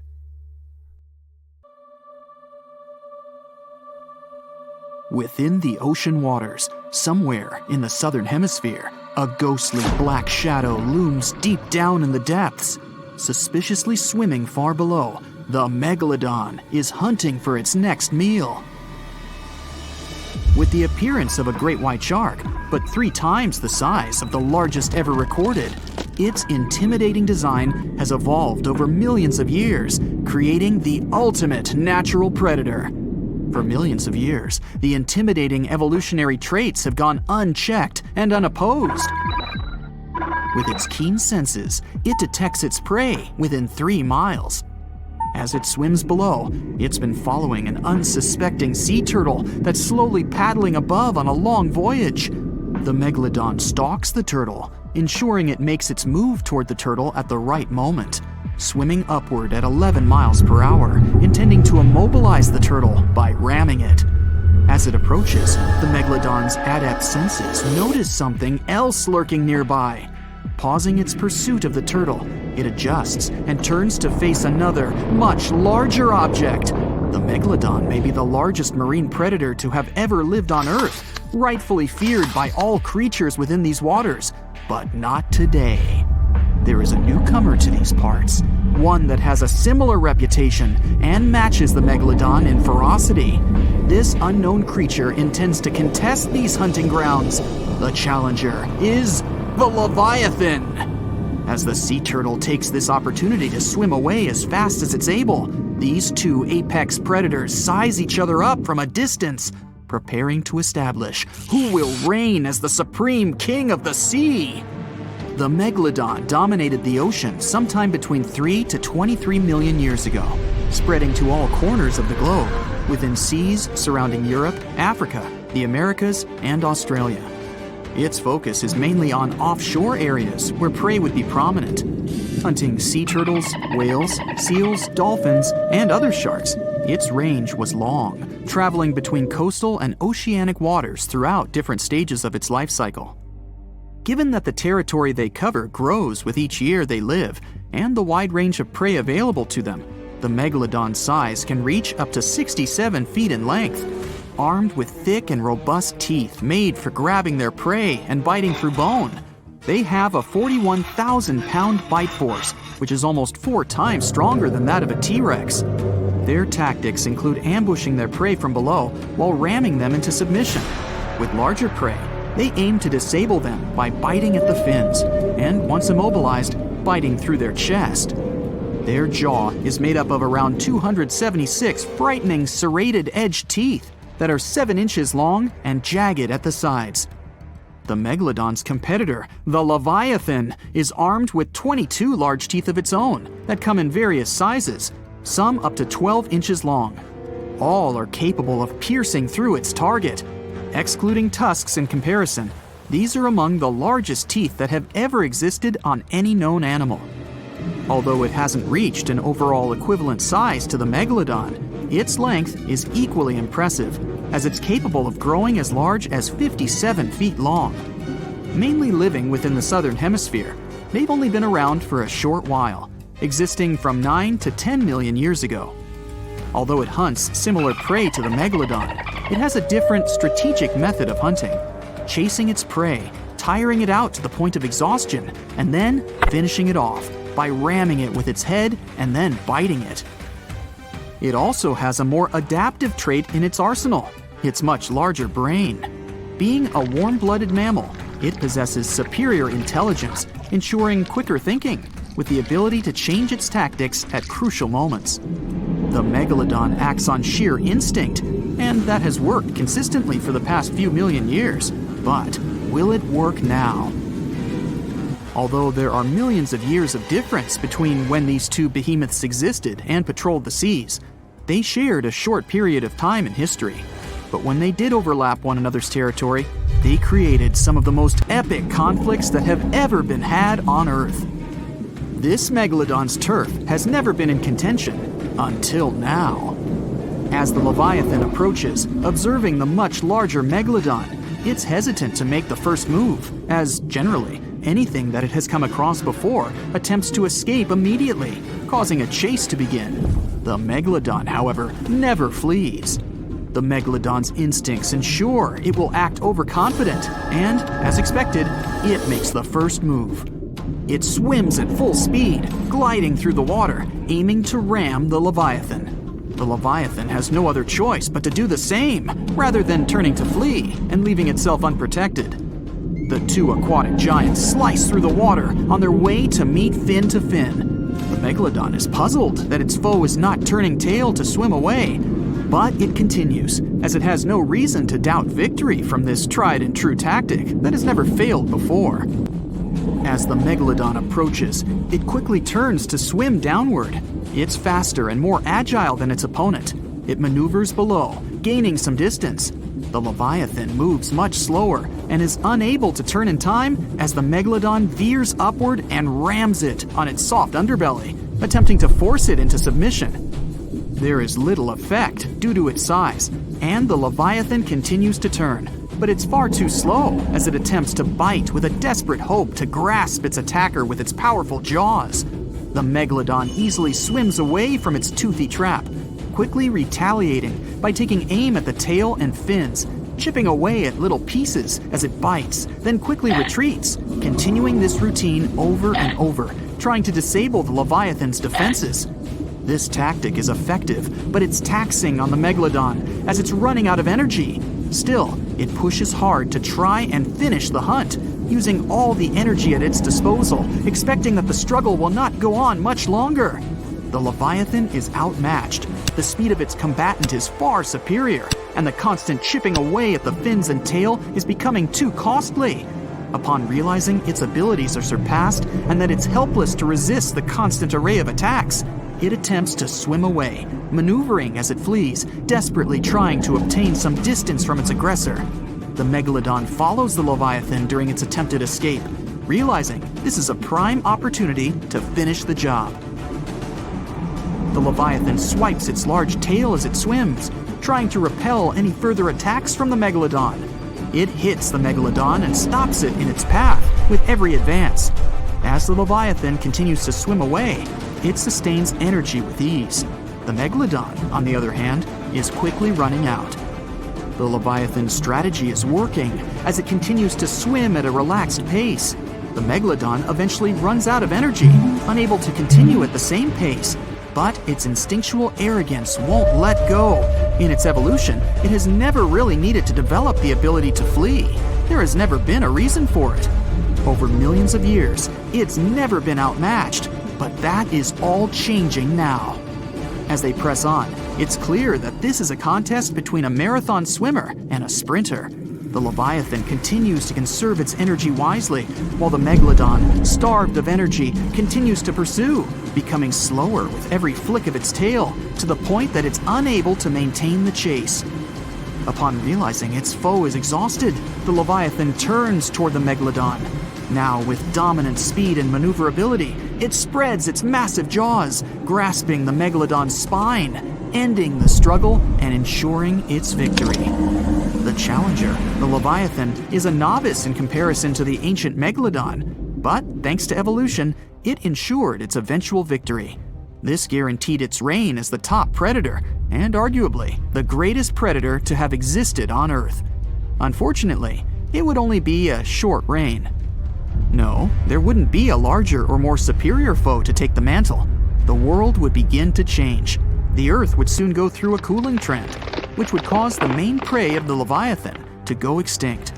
And without a food source to sustain this hulking beast, it was unable to continue. But this led to other similar predatory animals taking its place. The killer whale, sharing similar characteristics, eventually replaced its predecessor. The Megalodon would then retake the mantle by default due to the absence of its victor. Continuing with its prior successful strategy and broader food source, it ensured its prolonged survival. But as the seas cooled even further and became much shallower worldwide, it became more difficult for the Megalodon to reproduce. The suitable shallow areas that were necessary for nurseries quickly disappeared, and without these, the Megalodon too eventually went extinct. And just like its former opponent, other smaller sharks were able to adapt to these changes in the shallower waters, ensuring a more diverse pool of predators to dominate the seas. So you're swimming 2 miles down at the bottom of the ocean. Don't ask me how, just play along. It's cold and the pressure is intense. No fish in sight. Then you notice a green shiny thing. It's a cookie cutter shark.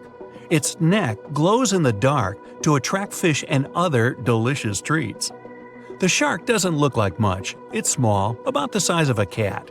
It has brown skin and large green eyes. But looks can be deceiving.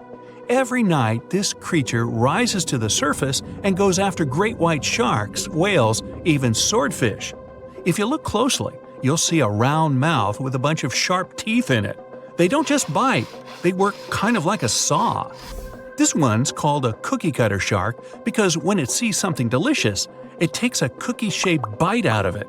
These sharks have even been known to disable submarines. Wonder what flavor they are. Our next shark is about the length of a car. Only about 100 of these sharks have ever been seen, but if you met one, you'd never forget it. It has a big mouth, a huge mouth, a mega mouth, like me. It's the mega-mouthed shark. You could easily fit in it if you curled yourself up. They're not dangerous though, not to humans. They feed by swimming around with their mouths open, filtering out plankton and other underwater goodies. The shark has special organs in its mouth that glow, attracting little crustaceans. It swims deep in the ocean in total darkness. Probably has a great smile though. Thresher sharks also have a huge body part, the tail. It's almost half the length of the shark itself, and it looks like a helicopter blade. It's one of the few animals that hunts using its tail. The shark sneaks up on a school of fish and starts to shake its moneymaker. This freaks out some of the fish, which is exactly the plan. In a pinch, it can also use its tail to defend itself. The best thing about this shark, it doesn't attack people. The angel shark. There are quite a few types of angel shark out there, but they're more shark than angel. They're flat like stingrays, and their skin is covered with patterns that help them blend in with the seafloor. Because of this disguise, divers sometimes accidentally touch them, which isn't the best idea. They're fast and have powerful jaws. Still, they prefer the taste of small fish to you. The horn shark has 2 ridges that look like horns right above its eyes. It's definitely the grandpa of the shark world. Not aggressive, swims pretty slowly, and is up late almost every night. Its 2 favorite meals, sea urchins and crustaceans. It moves its fin on the seafloor almost as if it had paws. But don't underestimate this guy. It has one of the strongest bites of any shark. It needs those strong teeth to crush the shells of its late-night meals. And if something tries to attack it, watch out. Horn sharks have sharp spikes on their fins. The award for the ugliest shark goes to the goblin shark, and it's not even close. From the outside, it already looks kinda weird, and is about the size of a pink underwater motorbike. It has a long tail and a seriously long nose. It lives way down in the depths of the ocean and loves to eat squid. It's not as fast as its relatives, but it's way more sneaky. It has a secret squid catching technique which is totally wild. The shark swims behind the squid. It's catching up, getting closer and closer, but the squid isn't slowing down, no way. It looks like the poor goblin shark won't have any lunch today. Then it opens its mouth. Its jaw is attached to folds of skin that mean it can literally throw its jaw out of its mouth. And it's a shark, so those teeth are sharp. That extra reach helps it grab its lunch, and when the meal's over, it pops its jaw back in its mouth. These sharks have been seen many times off the coast of Japan. They're actually named after the goblins in Japanese myths and fairy tales.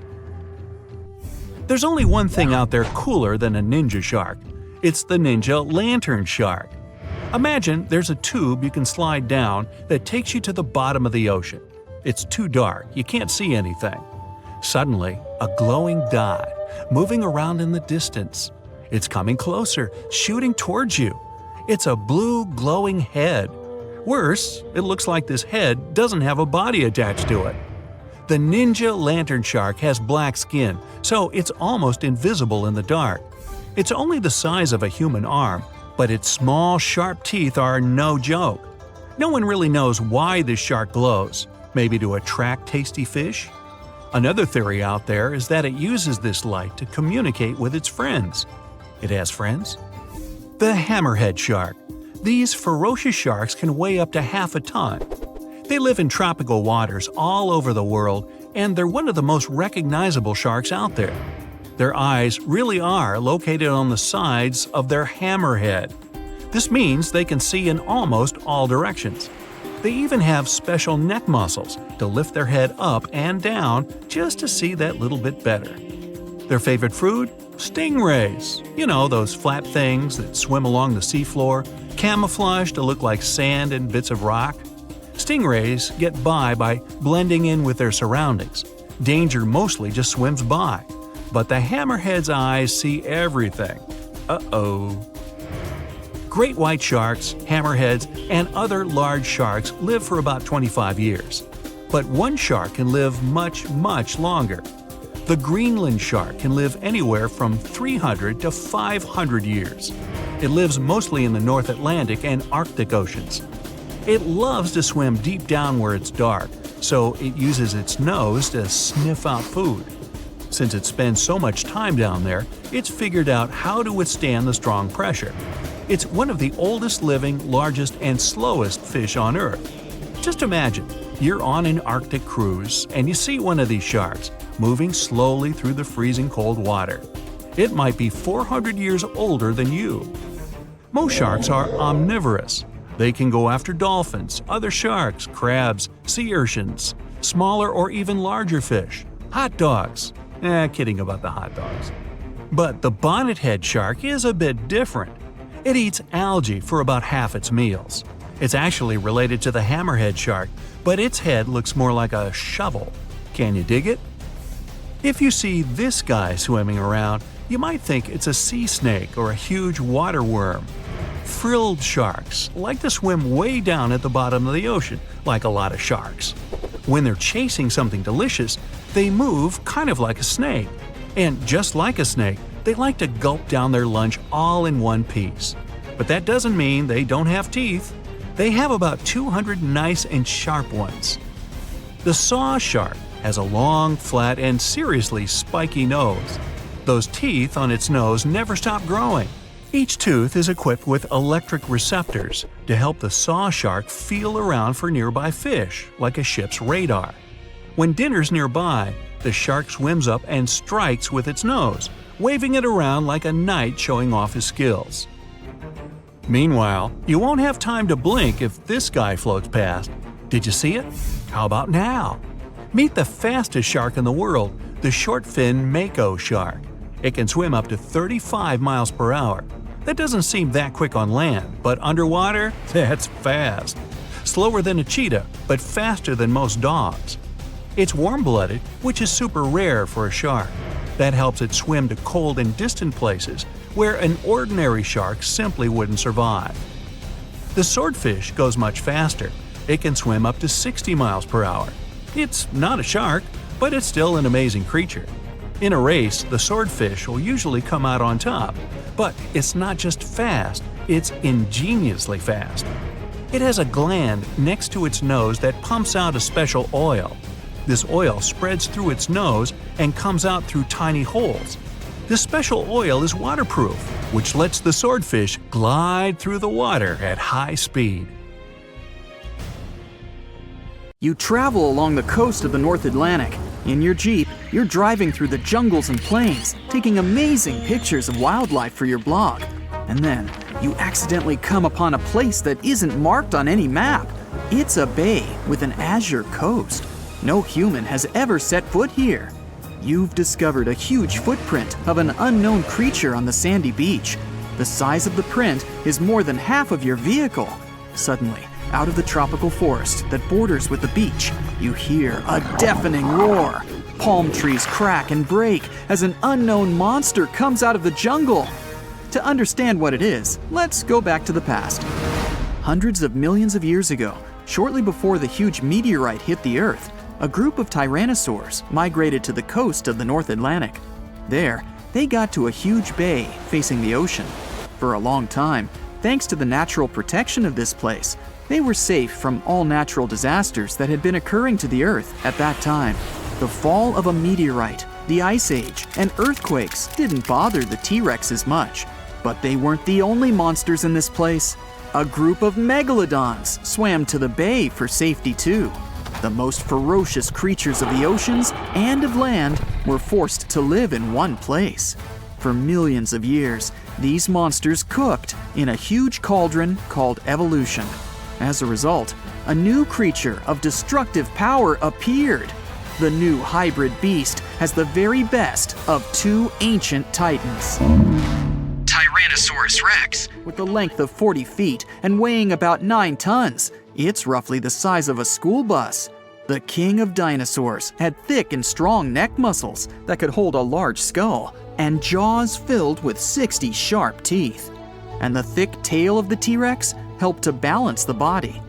The bite force of the giant dino reached 12,800 pounds, which is as if an adult elephant sat on you. Strong enough, but it's nothing compared to the strength and size of the megalodon. The shark reached 50 feet in length, slightly less than a subway car, and weighed 75 tons, which is more than a tank. This is almost 8 times heavier than a T-Rex.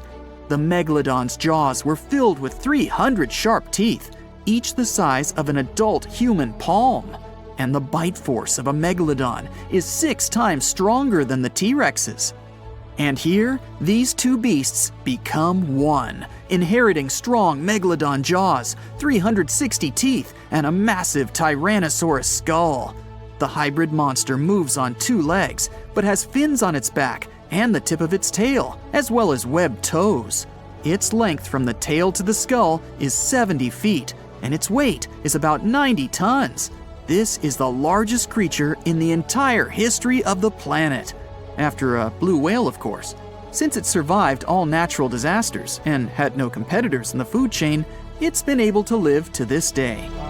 And here you see the Megalodon Rex, or Tyrannolodon, however you want. Its roar deafens you. The monster is coming at you. Every step feels like a little earthquake. You press the gas pedal, but the car doesn't go. The wheels are stuck in the sand. There's no choice. You leave the car and take an inflatable boat with a small motor from the trunk. At this moment, the Tyrannolodon grabs the Jeep with its jaws and crushes it like a cardboard box. The pressure, comparable to the weight of 6 adult elephants, is now being applied to your Jeep.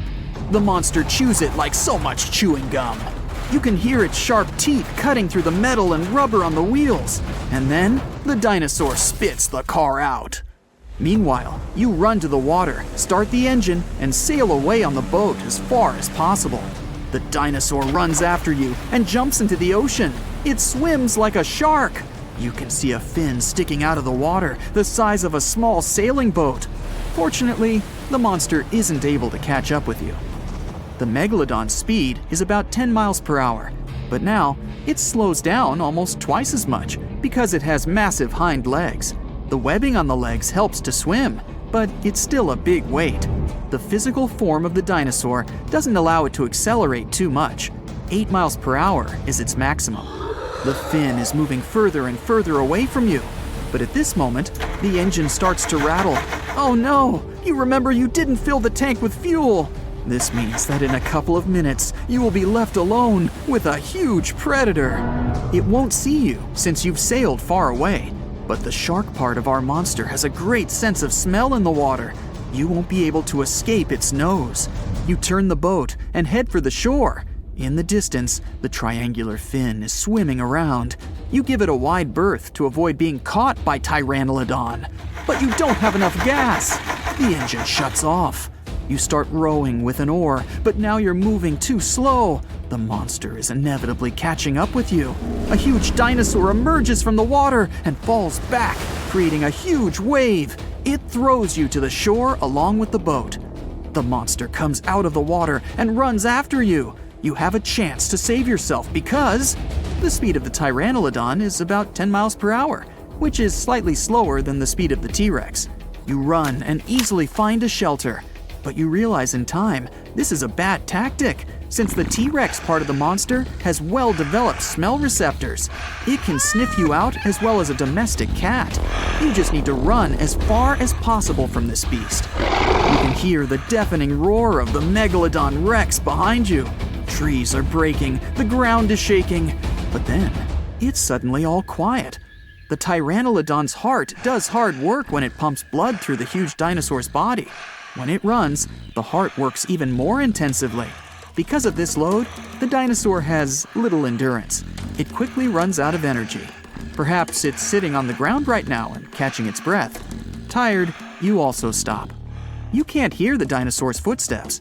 The T-Rex couldn't hunt small dinosaurs, as they easily ran away from it, and its approach was heard from afar. Only big plant-eating dinosaurs, as slow as itself, could become its dinner. It's the 21st century now, and the dinosaurs are extinct. So what does this monster eat? At this moment, you can hear the trees crunching a few feet away from you. Through the bushes and leaves, you can see a large triangular plate. You run to the side and realize that this is a real stegosaurus. It seems the Jurassic period is still preserved on this piece of land. The herbivorous dinosaur, the size of a bus, calmly eats grass and makes noise. On the other side, you hear the heavy footsteps of the hungry Pteranodon. The Stegosaurus senses the upcoming enemy. It gets into a fighting position. Pteranodon is approaching. You run back to a safe place and watch the fight. Pteranodon runs out of the jungle. It growls, opens its massive jaw, and attacks the herbivore. The Stegosaurus quickly hits the enemy with its barbed tail. The Pteranodon falls to the side. Trees shatter into splinters, and the ground shakes under the huge monster. It gets up and furiously runs at the opponent. You decide to run away to buy yourself some time. You come to the shore, jump on the boat, and row as far as possible from the bay. The roars of two giant dinosaurs come from the jungle. You decide to sail along the bay and get to the beach with civilization. While you're sailing, you notice that it's suddenly become quiet. Too quiet. Waves appear on the surface, but there's no wind. The water bubbles, and you hear a terrible hum from the ocean depths. Through the blue surface, you can see several tentacles. They're huge, and they're on your every side. This must be a huge squid, or even a kraken. But then, you see the head of this monster is a shark's one. Now you definitely can't escape, because the Krakelodon swims out of the water. But this is a completely different story. The movie Jaws came out in 1975, and since then, people have been terrified of sharks. Some people fear seeing a great white's head come out of their showers, not to mention the fear of running into one at your local pool. Of course, none of this is actually possible, but some other scary shark stuff is. Like, yes, sharks can attack boats. They probably won't sink one. It depends on the size of the shark and the size of the boat. Today, we're diving deep into the facts and myths about the sea's biggest predator. It was the year 1953. On a typical July morning, two fishers set out on their daily lobster harvest. They took their white-hulled dory out to sea off the coast of Cape Breton Island in Nova Scotia, Canada. Since it was the lobster season, the sea was dotted with several dories spread out across the water. But that day, something strange happened. As soon as they put the dory at sea, they noticed a large dorsal fin chasing after their boat. They were surprised to see that the shark would follow their boat's every move. For an entire week, they took out their white dory from the harbor, and the shark followed them around. Until one morning, as the men were alone at sea, the shark charged at full speed at the boat and smashed a 7-inch hole in its bottom. The boat turned over, and both men fell into the water. The shark didn't come after the men, though. Instead, it swam away and disappeared for good. To clarify, a dory is a small, fragile boat usually measuring 16 to 23 feet long. So how long did that shark need to be in order to sink it? Well, as soon as the boat was retrieved from the ocean, researchers found something interesting. One of the shark's teeth was found stuck in the hull. According to Harvard experts that analyzed the tooth, it most certainly belonged to a 12-foot white shark that weighed around 1,200 pounds. One thing intrigues scientists a whole lot. The great white didn't seem to be interested in the man aboard, but rather in the boat itself. The question is, why? Some people suppose that this great white followed the dory around because it was white, and the animal probably thought it was some big white mammal. It's not the first boat a shark has attacked. You see, sharks don't attempt to sink boats because they're mean and evil. Rather, it's due to murky waters and hard materials that make them mistake inanimate objects for their usual lunch menu. But that's not what we've learned from popular culture. In Jaws, the protagonist shark managed to poke several holes in the orca as it rammed the boat. The orca was a Nova Scotia-style fishing boat made out of wood planks. It wasn't a huge boat, so it seemed plausible that a great white could ram it. But, according to Mythbusters, that's very far from the truth. A great white swimming at its maximum speed wouldn't be able to take down a medium-sized fishing vessel. The same goes for bigger boats. Some bull sharks or great whites can turn over smaller vessels, though, like kayaks or small boats. If this happens, it's most likely because they think it's a sea mammal and nudge it before taking the first bite. No scientist can say for sure why they do this, only that it's usually a misunderstanding on behalf of the animal. The Shark Research Committee, a nonprofit scientific research organization, has documented a lot of shark attacks on inanimate objects and is trying to answer that question more thoroughly. So far, they've observed several attacks on objects such as crab trap buoys and inflatable float bags. The website has also registered 2 famous attacks on boats. The first one happened in 1959, and a shark left a tooth on the hull of a boat. Researchers later identified it as belonging to a 12-foot great white. The report of the other attack, which happened in 1989, claims that a boat was circled by a great white before the animal swam at the vessel at full speed and hit the boat several times. Of course, those who suffer the most from shark attacks and encounters aren't boats. It's surfers. As far as we know, surfers look like giant wobbly seals from the shark's perspective. According to the Shark Research Committee, there have been 41 confirmed shark attacks on surfers on the west coast of North America over the course of the last century. So, should we be so afraid of sharks after all? Let's learn more about these magnificent sea creatures. Off the top of your head, how many shark species can you name? 4, 8, 10? Well, there are over 500 species of sharks swimming in the ocean. They vary from tiny specimens, about the size of a human hand, to up to 39-foot-long creatures. The largest species of shark are actually not great whites, but whale sharks. And even those are small compared to the great Megalodon. This ancient creature that lived around 20 million years ago reached an unimaginable length of 60 feet. By comparison, That's the same as 2 to 3 buses placed one after another. I wouldn't swim in megalodon-infested waters even if you dared me, that's for sure. We know that sharks are very good hunters, but why is that so?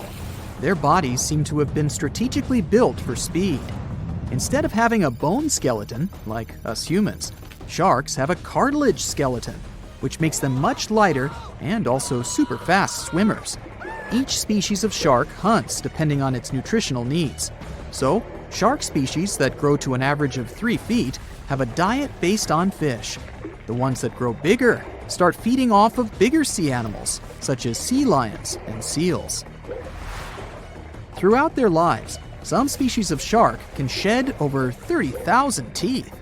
Unlike humans, who are born with a set number of teeth in their jaws, sharks have an apparently limitless supply. In their defense, they do lose teeth pretty easily, as they can easily get stuck in their prey, for example. They also have multiple rows of teeth. The jaws of a great white can contain up to 7 rows of teeth, and can grow to be more than 6 inches long. And since we're speaking of great whites, the most feared shark species roaming the oceans, this is ray. Ray is an adult white shark. He can swim up to 50 miles a day, so he needs a lot of fat in order to keep his body functioning. Funny thing about Ray, when he opens his jaws to hunt, his eyes roll back together with his head, so his sight is hindered when he's taking a bite. Now, he does like it when the water is murky and underwater visibility is low. That's because it makes it harder for his prey to spot him coming. These conditions can make it easier for him to grab that yummy seal. But this can also make it easy for him to mistake a random boat for lunch and end up scaring some humans. Some Hollywood movies love to portray sharks as having superpowers. Although they're not innately cruel, one species of shark does have something that can be considered bizarre. Hammerhead sharks, one of the most dangerous species of sharks, have a sort of sixth sense. Inside their heads, they have electroreceptor organs called ampullae of Lorenzini.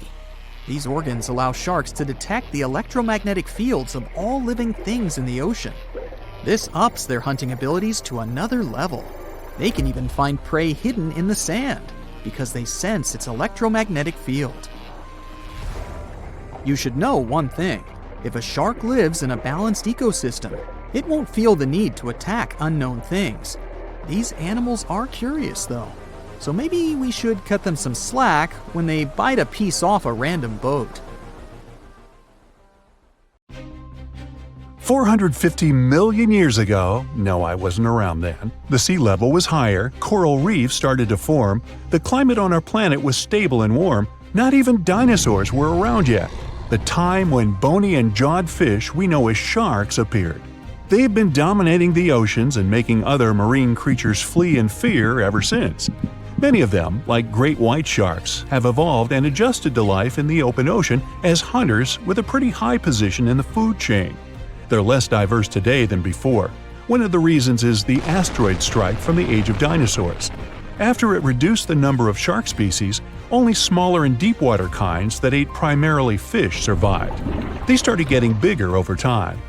Near the surface, sharks such as makos or great white ones develop faster movements and are somewhat between gray and blue to blend in with their surroundings. The epaulet shark can even walk on the land. It can't take a walk on the beach because it can't breathe outside of the water, but it lives on coral flats in shallow tropical waters, so it can walk in kind of a crawling motion. But deep down below, there are mysterious, alien-looking, often huge shark species that didn't come to the surface, which is why they didn't need to adjust to the new environment and different conditions. They haven't changed a lot through time, so they're some living fossils. These creatures mostly don't have 5 gill slits, the most common number, but 6 or 7. It's because there's less oxygen the deeper you go in the ocean, so they need more gill slits. Sharks on the surface evolved to have fewer gill slits. 6-gill sharks are the most primitive sharks we have today. Their skeletons are like those of ancient extinct sharks, and they can survive only in very deep waters. Like cats, Sharks have a layer of reflective cells placed inside their eyes, which helps them see better in the dark deep sea or cloudy waters. Sharks on the surface have big eyes because they evolved to hunt in the sunlight, so they tend to rely on their vision. Those that live in shallow waters have small eyes, so they can protect themselves from the sand. Like some other deep-sea creatures, six-gill sharks also have bigger eyes to take in as much light as possible. They have more light-sensing rods, but don't distinguish colors that well. In the ocean's twilight zone, with the minimum of sunlight, there's a couple of bioluminescent shark species. They don't take in light within their eyes, but produce or re-emit it with their bodies. Their skin or organs have specialized cells that produce a soft blue-green light. Deep-sea creatures that produce their own light do that to attract their prey, deter animals from going after them, or, scientists think, communicate with each other. It can even help them to camouflage. They do it by hiding their silhouettes from animals going after them. They produce enough light to match their surroundings. The biggest luminous underwater creature is the kitefin shark, found swimming 980 feet below sea level, preying on groundfish or smaller sharks. It can grow almost 6 feet long and lives 3,200 feet below sea level. Deep-sea sharks are also bigger than those on the surface. The Greenland shark can grow up to 24 feet long, bigger than a great white. There's a thing called deep-sea gigantism.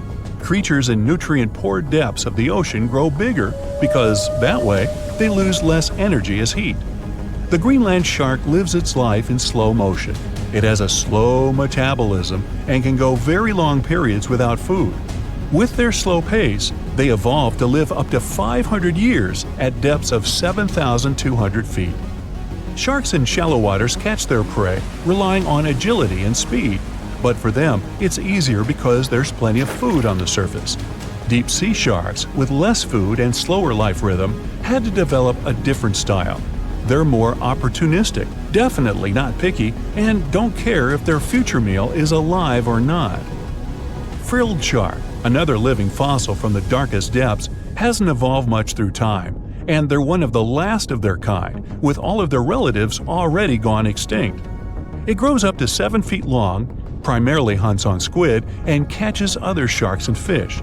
It looks like a dinosaur, a snake-like face, a long, smooth, thin body that moves in a serpentine way. It can propel itself with the power of its tail and curl like snakes.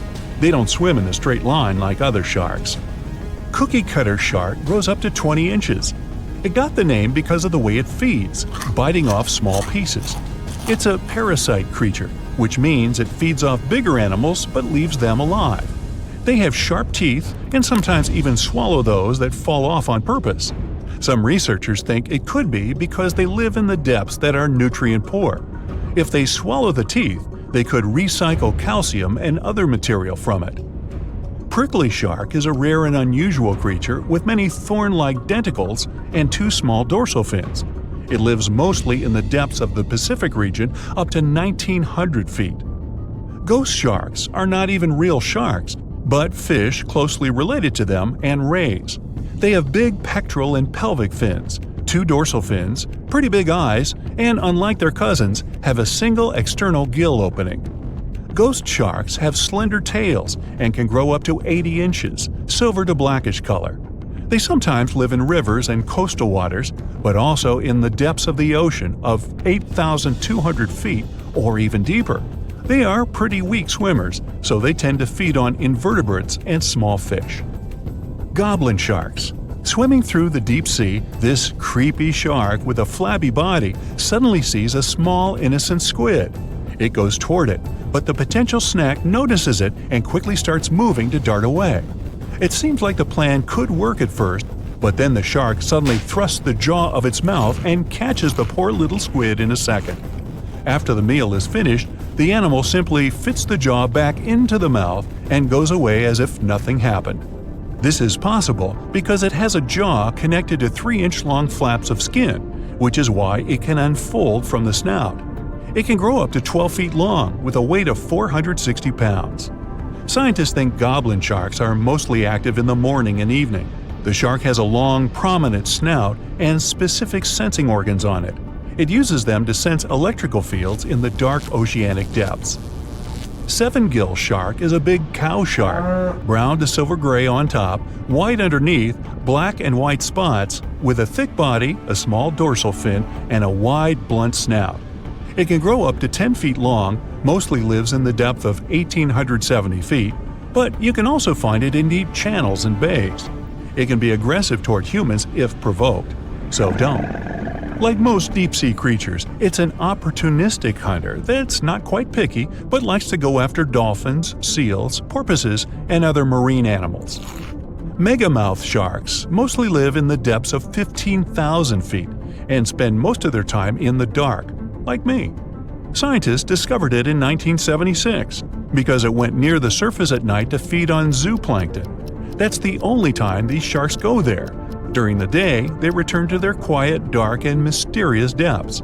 They are filter feeders, which means they keep their mouths wide open while swimming, so they filter the planktons they like to eat. There are organs that produce light inside of their mouths, which attracts potential prey, such as pelagic crustaceans. These sharks live in the deep parts of the ocean, but you can rarely find them below almost 2 miles. Scientists think some other, stronger bony fishes outcompeted them. Deep parts of oceans became oxygenated around 70 million years ago, and sharks have been around way longer. But bony fishes adjusted and adapted efficient ways to use oxygen, while sharks were slow with adaptations, so they lost. Also, oceanic depths are way colder, which is challenging for fish and the rest of cold-blooded animals because the speed of their metabolism widely depends upon the external temperature.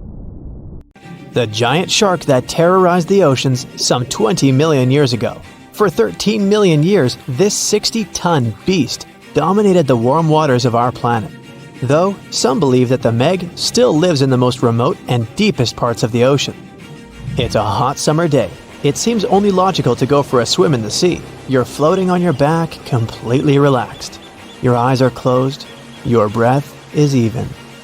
Water's pleasantly cool around your body. A light breeze touches your face. You feel calm enough to doze off. Suddenly, something bumps into your leg.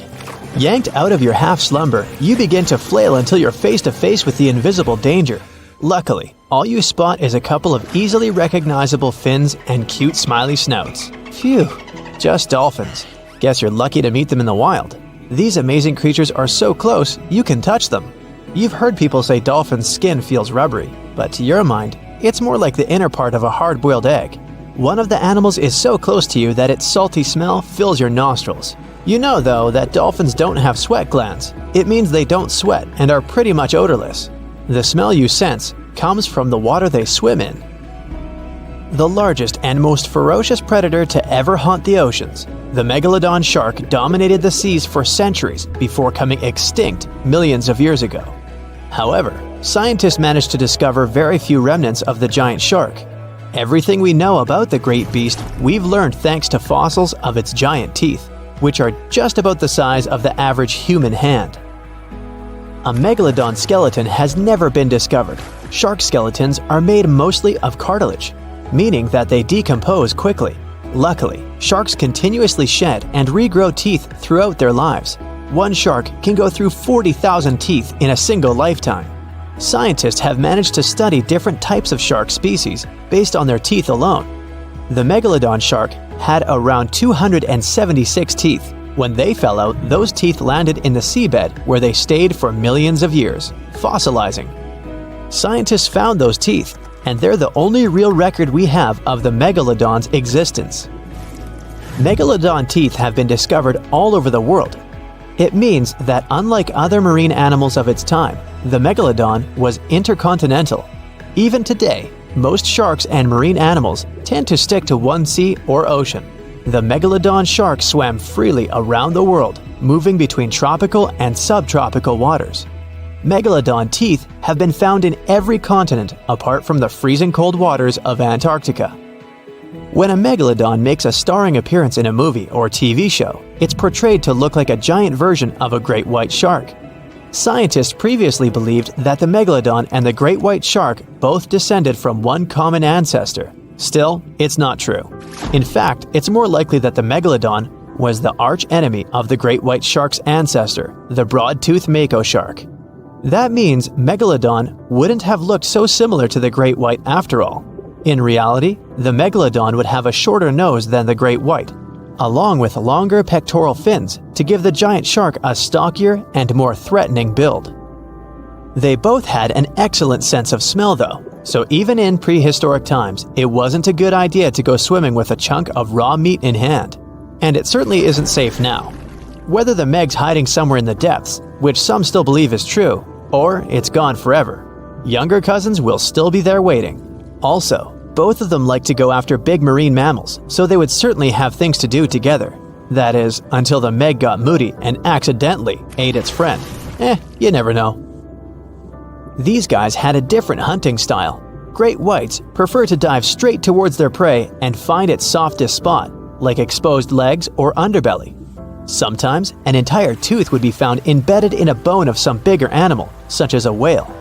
Without the main parts they use for swimming, poor sea animals were then helpless and unable to escape. Yet whales were just a smaller part of Megalodon's diet. Seals, sea cows, squids, dolphins, other sharks. The good old Meg probably wouldn't say no to some random school of smaller fish swimming into its mouth either. Nothing better than a good snack after a big tasty dinner. Even those giant turtles weren't safe with their thick shells. The Meg probably took them as a dare challenge on a daily basis. Scientists have used computer simulations to try and work out the hunting style of the ancient shark.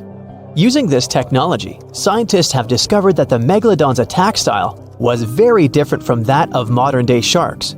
Modern sharks dive straight for their prey's most vulnerable spot, for example, the soft underbelly of a seal. The Megalodon's teeth were uniquely suited to biting through tougher areas of cartilage. So, evidence suggests that a Megalodon would first chew the tougher fins of their prey, rendering them unable to swim away before launching into their final attack. Some people believe that the Megalodon is still alive today, lurking at the depths of the ocean's waters. But it's unlikely to be true. Megalodons are a warm water species, which means they would be unable to survive in the cold waters of the deep ocean. Most of the Megalodon's potential prey live in shallower waters, meaning there would be very little for the Megalodon to eat at deep sea level. Simply put, if there was an animal as big as the Megalodon still living today, we would have spotted it by now. It is unlikely that you'll run into a Meg though. The sharks, like us, preferred warm coastal waters. Deep ocean living would be too cold for the beasts, and food would be scarce. Their entire bodies would also have to evolve to avoid being squished by the enormous water pressure down there. It's unlikely they're still around, but not impossible. Some good news if you do run into one is that the shark is pretty unlikely to eat you. You are way too small a meal for the Megalodon, even if you have a couple of friends with you. This guy eats whales that are over 50 feet long. If you're having a beach party though, it's a different story. In a beach full of swimmers, the shark very well might creep up, scooping several humans into its giant mouth without even chewing. The fearsome name Megalodon comes from two Greek words, megas, meaning big, and odont, meaning tooth. Combined, they mean big tooth, and it certainly lives up to its name. Just one of its chompers is the same size as a human head. It had 276 humongous teeth in total, across 5 terrifying rows. In all of history, only a couple of saber-toothed cats and the T-Rex had consistently bigger teeth. Now that's a showdown I'd like to watch. The Megalodon vanished millions of years ago, leaving only huge teeth to be found by modern archaeologists. They literally disappeared with very few traces left. Scientists believe that over time, deep sea levels dropped and the ocean's temperature went down rapidly. Over a third of all marine life was wiped out as the oceans cooled and the number of animals at the bottom of the food chain plummeted. This had a catastrophic effect on the hungry predators at the top. Sorry guys. It became way too cold for these sun-loving sharks too, which made it difficult for them to reproduce since they gave birth in warm waters. The Megalodon is usually described as a sort of great white shark, but this is just a common myth. In fact, the ancestors of today's great white existed at the same time as the Meg, but they weren't best buddies and were even in competition with each other. The great white shark was a better hunter using its smaller size and agility to snap up the Meg's prey quickly. They were also known to eat Meg pups, who were only half their size. This didn't exactly help the whole extinction thing. While a great white was no match for an adult meg in a head-to-head fight, they sure weren't scared of stealing their food. This only left the bigger fish and whales for the meg, but its food supplies began to run out as whales swam to the cooler new seas. The whales adapted to prefer the colder temperatures, leaving our friend the meg behind. The megalodons either starved or were frozen into extinction by the Ice Age. Rather than a great white, the megalodon is more like a modern bull shark. It had a short snout, a flat lower jaw, and huge pectoral fins to support its massive weight and size. As scary as they are, these sharks were actually caring family guys. Several megalodon nursery areas have been discovered in Florida, Maryland, and Panama. They gave birth to their young in shallow water environments. We know this from discovering loads of tiny megalodon teeth found in these areas. I wonder if they had nannies too. It was one of the biggest creatures ever to roam the Earth. It was longer than your average school bus and could easily weigh more than 10 elephants combined. But where did it live? How did it end up having this size? And most importantly, why is it extinct nowadays? Let's find out. The megalodon was the largest predator ever known in our planet's history. In terms of its location, the megalodon lived practically in all waters on our globe, except near the poles. The reason why there were no megalodon teeth found in Antarctica is probably that the gigantic creature adapted to only warm tropical and subtropical waters. The younger ones liked to keep to the shores, while full-grown adults preferred coastal areas, but they could easily move into the open ocean as well. How do we know the megalodon was so widely spread? We can only presume, based on the fact that they discovered the most northern fossils off the coast of Denmark and the most southern in New Zealand. The discussion of how the megalodon got this size is still open in the scientific community. They recently found out that not all the specimens from this fascinating species reach the same huge size. This has to do with a little something called the Bergmann's Rule, which says that the temperature of the surrounding environment affects the animal's body size because they either need to conserve or shed heat. The megalodons that reach cooler waters probably needed more body weight to make sure they survived in low temperatures. On the contrary, those living in warmer waters had to be smaller to avoid burning up. But what did this enormous fish look like? Most modern depictions show the megalodon resembling an enormous great white shark. But well, it seems it may not necessarily be correct. The megalodon likely had a much shorter nose and a flatter jaw that looked almost squashed when compared with a great white shark. It also seems to have something in common with the modern blue shark: extra long pectoral fins. They needed these to support their weight and size while navigating the planet's waters. Lastly, the lady megalodons, seem to have been about twice as large as the gentlemen. As for their offspring, even a small megalodon was enormous, at least 6.5 feet from nose to tail. How do we know that? Because specialists have stumbled upon megalodon nursery habitats in Panama, Maryland, the Canary Islands, and Florida. Even the piles of used diapers were enormous. Nah, not really. Surely the scariest aspect of the megalodon's looks was its mouth. I mean, think about it. Megalodon had whales for dinner, so it obviously needed to open its mouth wide enough. Scientists have estimated that its jaw would span a mind-boggling size, 9 by 11 feet wide. Just to paint you a better picture, that means it could have easily gulped down 2 adult people side by side. Wait, which 2 adults? Those impressive jaws also feature 276 teeth.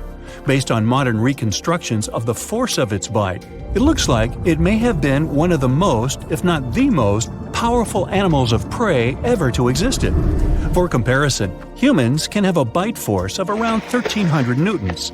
Today, great white sharks have been estimated to be able to bite down with a force of over 18,000 newtons. The megalodon tops all the records, with an estimated power of bite up to 10 times greater than that. It could basically crush a car with very little effort. Its teeth were also pretty amazing. Similar to sharks, the megalodon was fast in replacing its broken or worn teeth. With 4 or 5 rows of teeth in its mouth, It basically acted like a conveyor belt, growing back damaged or missing teeth within about 48 hours. This means that an adult megalodon probably would have grown several thousand teeth throughout its lifetime. It was nice of them to do that, though, since it's probably one of the reasons why megalodon teeth are so common in fossil records, and we're able to study them properly.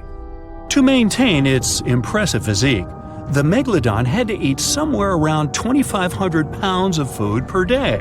Can't wrap your head around that? Well, it was the equivalent of 1¼ cows per day to survive. It's like if you had to eat 3,300 cans of tuna every day. I've used the word megalodon a lot, but have I mentioned where it comes from? When translated from Greek, it means giant tooth. Ah, those clever Greeks. However, this giant shark's full scientific name is a bit more complicated: Cartilage megalodon. But are these gigantic predators actually extinct? We tend to believe so, but let's be honest for a second. We've come to know more about the surface of Mars than the depths of our oceans. Like, we've only explored 15% of our oceans altogether. Who knows what may be lying out there in the deep? Maybe some ancient predators? The Mariana Trench is the deepest oceanic trench on Earth. The Challenger Deep, its deepest part, is so deep that you could dip the whole of Mount Everest in there and it would still be over a mile above the surface. That's deep. If a megalodon or two ever needed a place to crash, that would be a discreet enough location. However, the Mariana Trench is not a particularly comfy place to be in. Because it's cold and steeped in total darkness and all. The temperatures here are around 36 degrees Fahrenheit all year round. And to top it all off, the pressure is 1,000 times stronger than at sea level. So it's safe to assume that if any megalodon is hiding in here, its teeth and bones might not be looking so good. Because of the intense pressure here in the Mariana Trench, proteins and calcium start to dissolve and disintegrate. That's why, for example, the Haddell snailfish, the deepest dwelling fish we've discovered, has evolved to feature flexible cartilage instead of bones. To survive here, the megalodon would also need to learn to navigate in complete darkness. That means it would have to either become luminescent or evolve to grow massive eyes like the giant squid. While it may sound like an intriguing and good idea for a movie script, most scientists don't think it's possible. Why? Well, most of them say it's because of the megalodon's size. Most foods that megalodons like to eat live in shallow ocean areas and not in the deep, deep sea. Specialists believe that if these animals were actually still roaming our waters, there's no way we wouldn't know about it. They would need to come up for dinner every now and then, right? Their food is also the most likely cause of why the megalodon is not alive anymore. While some specialists believe the megalodon became extinct because of a drop in the ocean water temperature, most scientists suggested that the shifting food chain dynamics may have been more to blame. Why? Because at some point, there was less and less of its primary food source, baleen whales, and at the same time, the numbers of its natural competitors, like smaller predatory sharks like the great white shark and whales, increased. The megalodon did live on this planet a lot more than we did, and way back when we didn't even exist yet. They were here for nearly 70 times longer than we, modern humans, have, inhabiting the oceans for around 20 million years. Homo sapiens appeared around 300,000 years ago. The megalodon managed to survive for so long mostly because of its unbeatable size. I mean, they can make a meal out of almost everything in the sea at the time. We may think about both of them as prehistoric creatures, but the megalodons and the dinosaurs never coexisted on Earth. The dinosaurs probably died out about 66 million years ago. Megalodons seem to have appeared a bit later. That's because the oldest megalodon fossils we have yet discovered are from the Miocene epoch, which began 23 million years ago. So long, Meg! The Meg, aka Megalodon, roamed the oceans long after dinosaurs were wiped out by the Great Meteorite.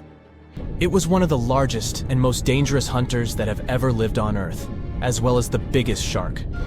But then, about 3.6 million years ago, the last of its kind disappeared from our planet, leaving only huge teeth for modern archaeologists to keep finding. There are a few theories about why it could have happened, but scientists might have found the true reason. The Megalodon, which means big tooth, was the largest shark ever to exist. It reportedly lived around 20 to 3.6 million years ago and was truly enormous. Its bite was more powerful than that of a T-Rex, and likely any other powerful predator that has ever roamed this planet. It's probably not surprising, since this marine creature had extremely strong jaws that could span from 9 to 10 feet wide. That's enough to swallow 2 grown-up people side by side. The jaws were also lined with 276 teeth, and they reached 7 inches in length. That's as long as a small hedgehog. Once these teeth got worn down, the shark got rid of them and grew new ones. Such large sedated teeth helped the Meg to eat meat easily. The shark itself could grow up to 59 feet long. That's twice the length of a London double-decker bus. The animal was also pretty heavy. While a fully grown T-Rex weighed about 8 tons, the weight of a large megalodon could be more than 30 tons. With no competitors, the enormous shark was the real king of the oceans. It hunted other sharks, large fish, and even whales. Then why did such a magnificent creature disappear from the face of the earth? The previous theories mentioned the great white shark. The megalodon is usually described as some gigantic version of this marine animal. And this is a common mistake made because most people think these creatures were related. But in reality, the Meg looked more like a modern bull shark. Its snout was snout, its lower jaw was rather flat, and long and massive pectoral fins supported the animal's weight. But what's more important, the ancestors of today's great whites existed at the same time as the megalodon. Now, with great size comes great clumsiness. And although the Meg was huge and powerful, it was also not as nimble as smaller and quicker great white sharks. Great whites could have rivaled a megalodon for food, and were often more successful hunters thanks to their agility. They couldn't fight the Meg openly, but were fast enough to steal its food. So according to this theory, the only food left for the megalodon were whales and equally big marine animals. Grown-up Megs could easily catch such beasts, but their offspring were much smaller and more vulnerable than their parents. Could smaller sharks have used this to their advantage? Maybe while megasharks were still little, they became a meal for great whites, as well as bull and tiger sharks. Even at those times, a great white shark could reach the length of 20 feet, while a megalodon kid was definitely smaller. But even if there had been no open confrontation between young megalodons and smaller grown-up sharks, Meg kids wouldn't have been able to find food for themselves to grow to adulthood. The reason is the same. The population of other sharks was growing, and they were rivaling each other and the Meg for convenient food. The more great whites and other sharks appeared in the oceans, the less food remained for young monster sharks. Eventually, they probably starved. But it's just one of the theories that try to explain why the Meg went extinct, and here's another one. A new study has shown that the Meg was most likely a warm-blooded predator able to regulate its body temperature, and that might have been the reason why this species disappeared with time. Scientists analyzed isotopes of the tooth enamel of the megalodon and concluded that the animal could easily maintain a body temperature that was around 13 degrees F warmer than the temperature of the surrounding water. Such a temperature difference is much greater than what other sharks living at the same time as the Meg had, and it's large enough for the ancient predator to be classified as warm-blooded. These days, most fish are cold-blooded. Their body temperature is the same as the surrounding water, but some sharks, like mackerel sharks, keep the temperature of all parts of their bodies a bit warmer than the surrounding water. But it doesn't make them completely warm-blooded because they simply store heat generated by their muscles. And in mammals, body temperature is regulated by a special region of the brain called the hypothalamus. Anyway, the Meg's warmer body allowed the animal to move faster, deal with cold water better, and spread out all over the world. But eventually, it might have led to a disaster. The megalodon lived during the Pliocene epoch, pronunciation. It began approximately 5.3 million years ago and finished 2.5 million years ago. During that period, global cooling occurred. It also caused the changes in sea level, which the megalodon probably didn't survive. The main problem for the predator was to maintain an energy level allowing its body temperature to remain elevated. But to do it, the animal had to eat a lot, and I mean it. But it was a challenging task in a time of changing marine ecosystems, and while competing with newcomers, such as the great white shark. If this theory is true, then the amount of energy the Meg had to use to remain warm could have contributed to its extinction. This new information is very important to us. It shows that many marine predators in modern oceans might be experiencing the effects of ongoing climate change too. By the way, have you heard that there have been several cases when people were sure they had seen the Meg? Or at least some similar extremely large monsters. And these sightings happened relatively recently. For example, in July 1916, the New Jersey coast of the US was terrified by a series of shark attacks. They happened during an oppressive heat wave when hundreds of beachgoers tried to find shelter from the heat near the water. People described the culprit that had caused all that havoc as a giant shark, much bigger than any regular one. Since then, scientists have been debating which shark species was involved in those accidents. The most popular guesses have been the bull shark and the great white.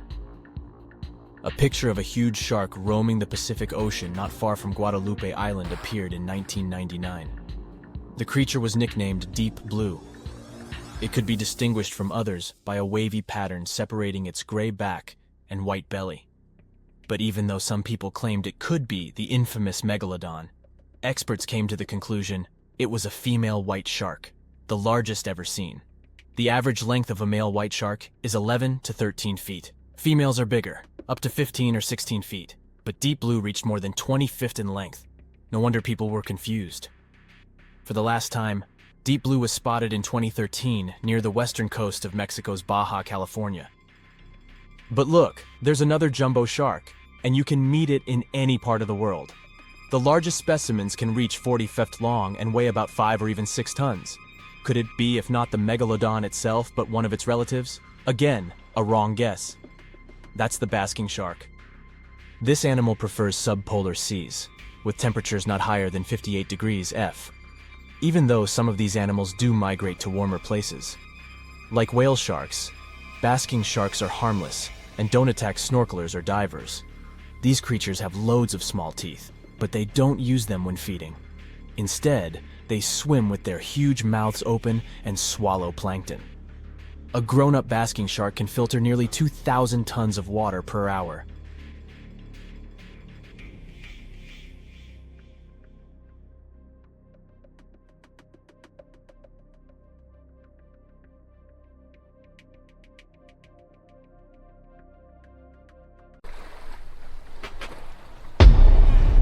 Many terrifying animals live deep beyond the waves, like this vampire squid living 3,000 feet below the surface in almost complete darkness. This animal has a cloak, like a vampire's. That's why it's called the vampire squid. Deep down at the bottom, it can't use ink to defend itself. So this animal has developed an unusual tactic. It glows slightly to scare away predators. If this tactic fails, the vampire squid can turn its body inside out, revealing tiny spikes. When you translate its scientific name, Vampiroteuthis infernalis, it literally means vampire squid from the nether. Despite its terrifying looks, it's a harmless ocean animal. This previous creature was not from space, but this object definitely is. Before Elon Musk found a way to reuse rockets, NASA would simply drop old ones after launching astronauts into space, most of the time in the ocean or deserts. In 2012, Jeff Bezos launched a mission to find the Apollo 11 rocket. They found it by using sonar, but it was in terrible condition. It was sitting on the bottom of the ocean, not far from the predicted site. They were able to rescue the engine and reconstruct 2 of them. The most famous lost city is Atlantis, but sadly, we still haven't discovered it.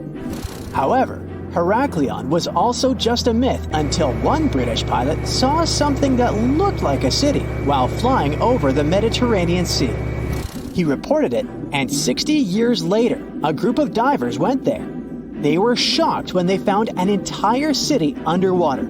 It was loaded with artifacts that could tell us a lot about the history of the place. Now it's one of the best underwater archaeological sites in the world. It's believed that the rising sea caused the whole city to go underwater. The Titanic sank in 1912. The wreck was claimed to be officially discovered 74 years later. In reality, though, a fisherman found the Titanic 8 years earlier while fishing in the Atlantic Ocean. He was pulling out his net when he spotted a head stuck in it. Luckily, it was just a doll's head. Years later, after the fisher had passed away, his son sold the doll to a doll collector. She did a lot of digging and research on every person who had a porcelain toy on the Titanic. She found the owner of the doll. Ava Hart was on the Titanic and had a doll with her. Ava survived the catastrophe by a miracle, but her toy didn't. Hart even wrote about the doll in her journal, and every detail matched the toy found by the fisherman. The tripod fish lives deep in the abyssal zone, around 20,000 feet below the surface.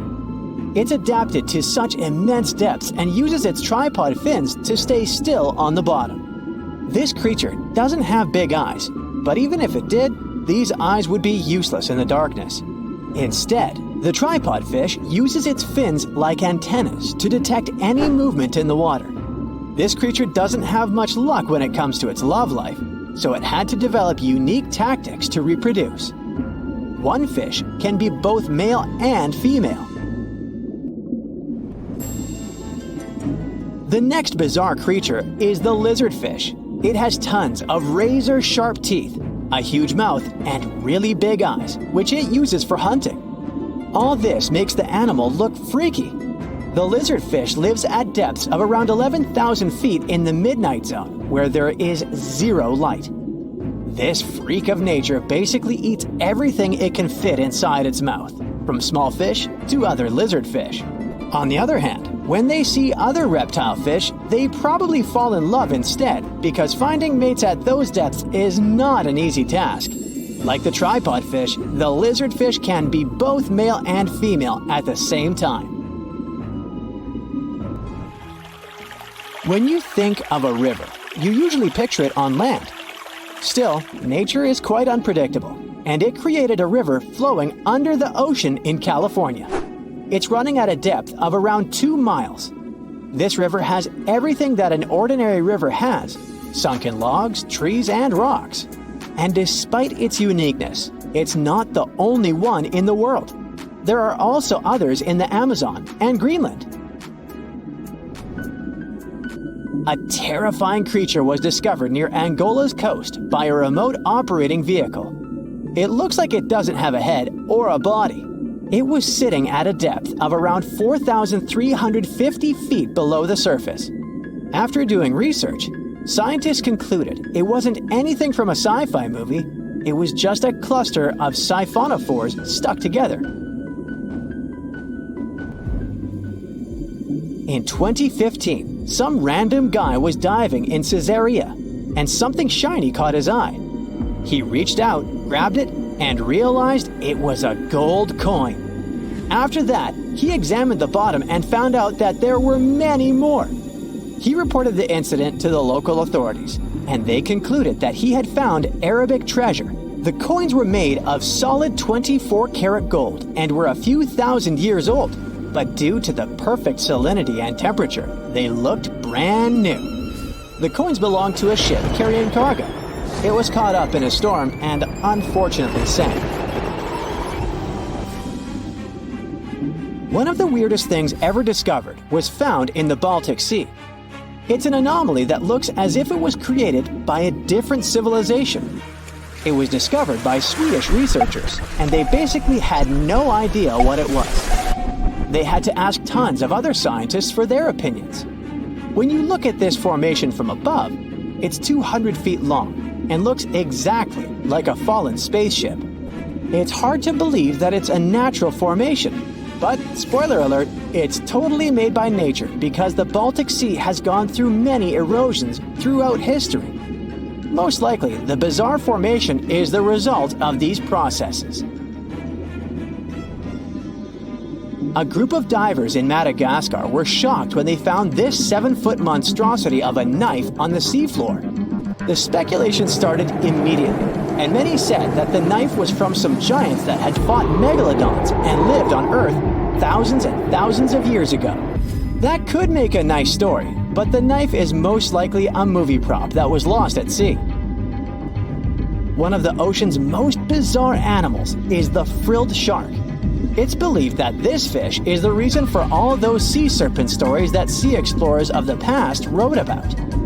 These animals live pretty deep in the ocean, but sometimes they can be seen in shallow waters. It's super rare, but possible. The frilled shark has a big mouth sporting around 300 teeth. It also has a long body that looks like a lizard's, and it is truly a unique species of shark. Its prey can be half of its size because this shark's stomach is like that of a snake, and it can swallow huge fish or crustaceans.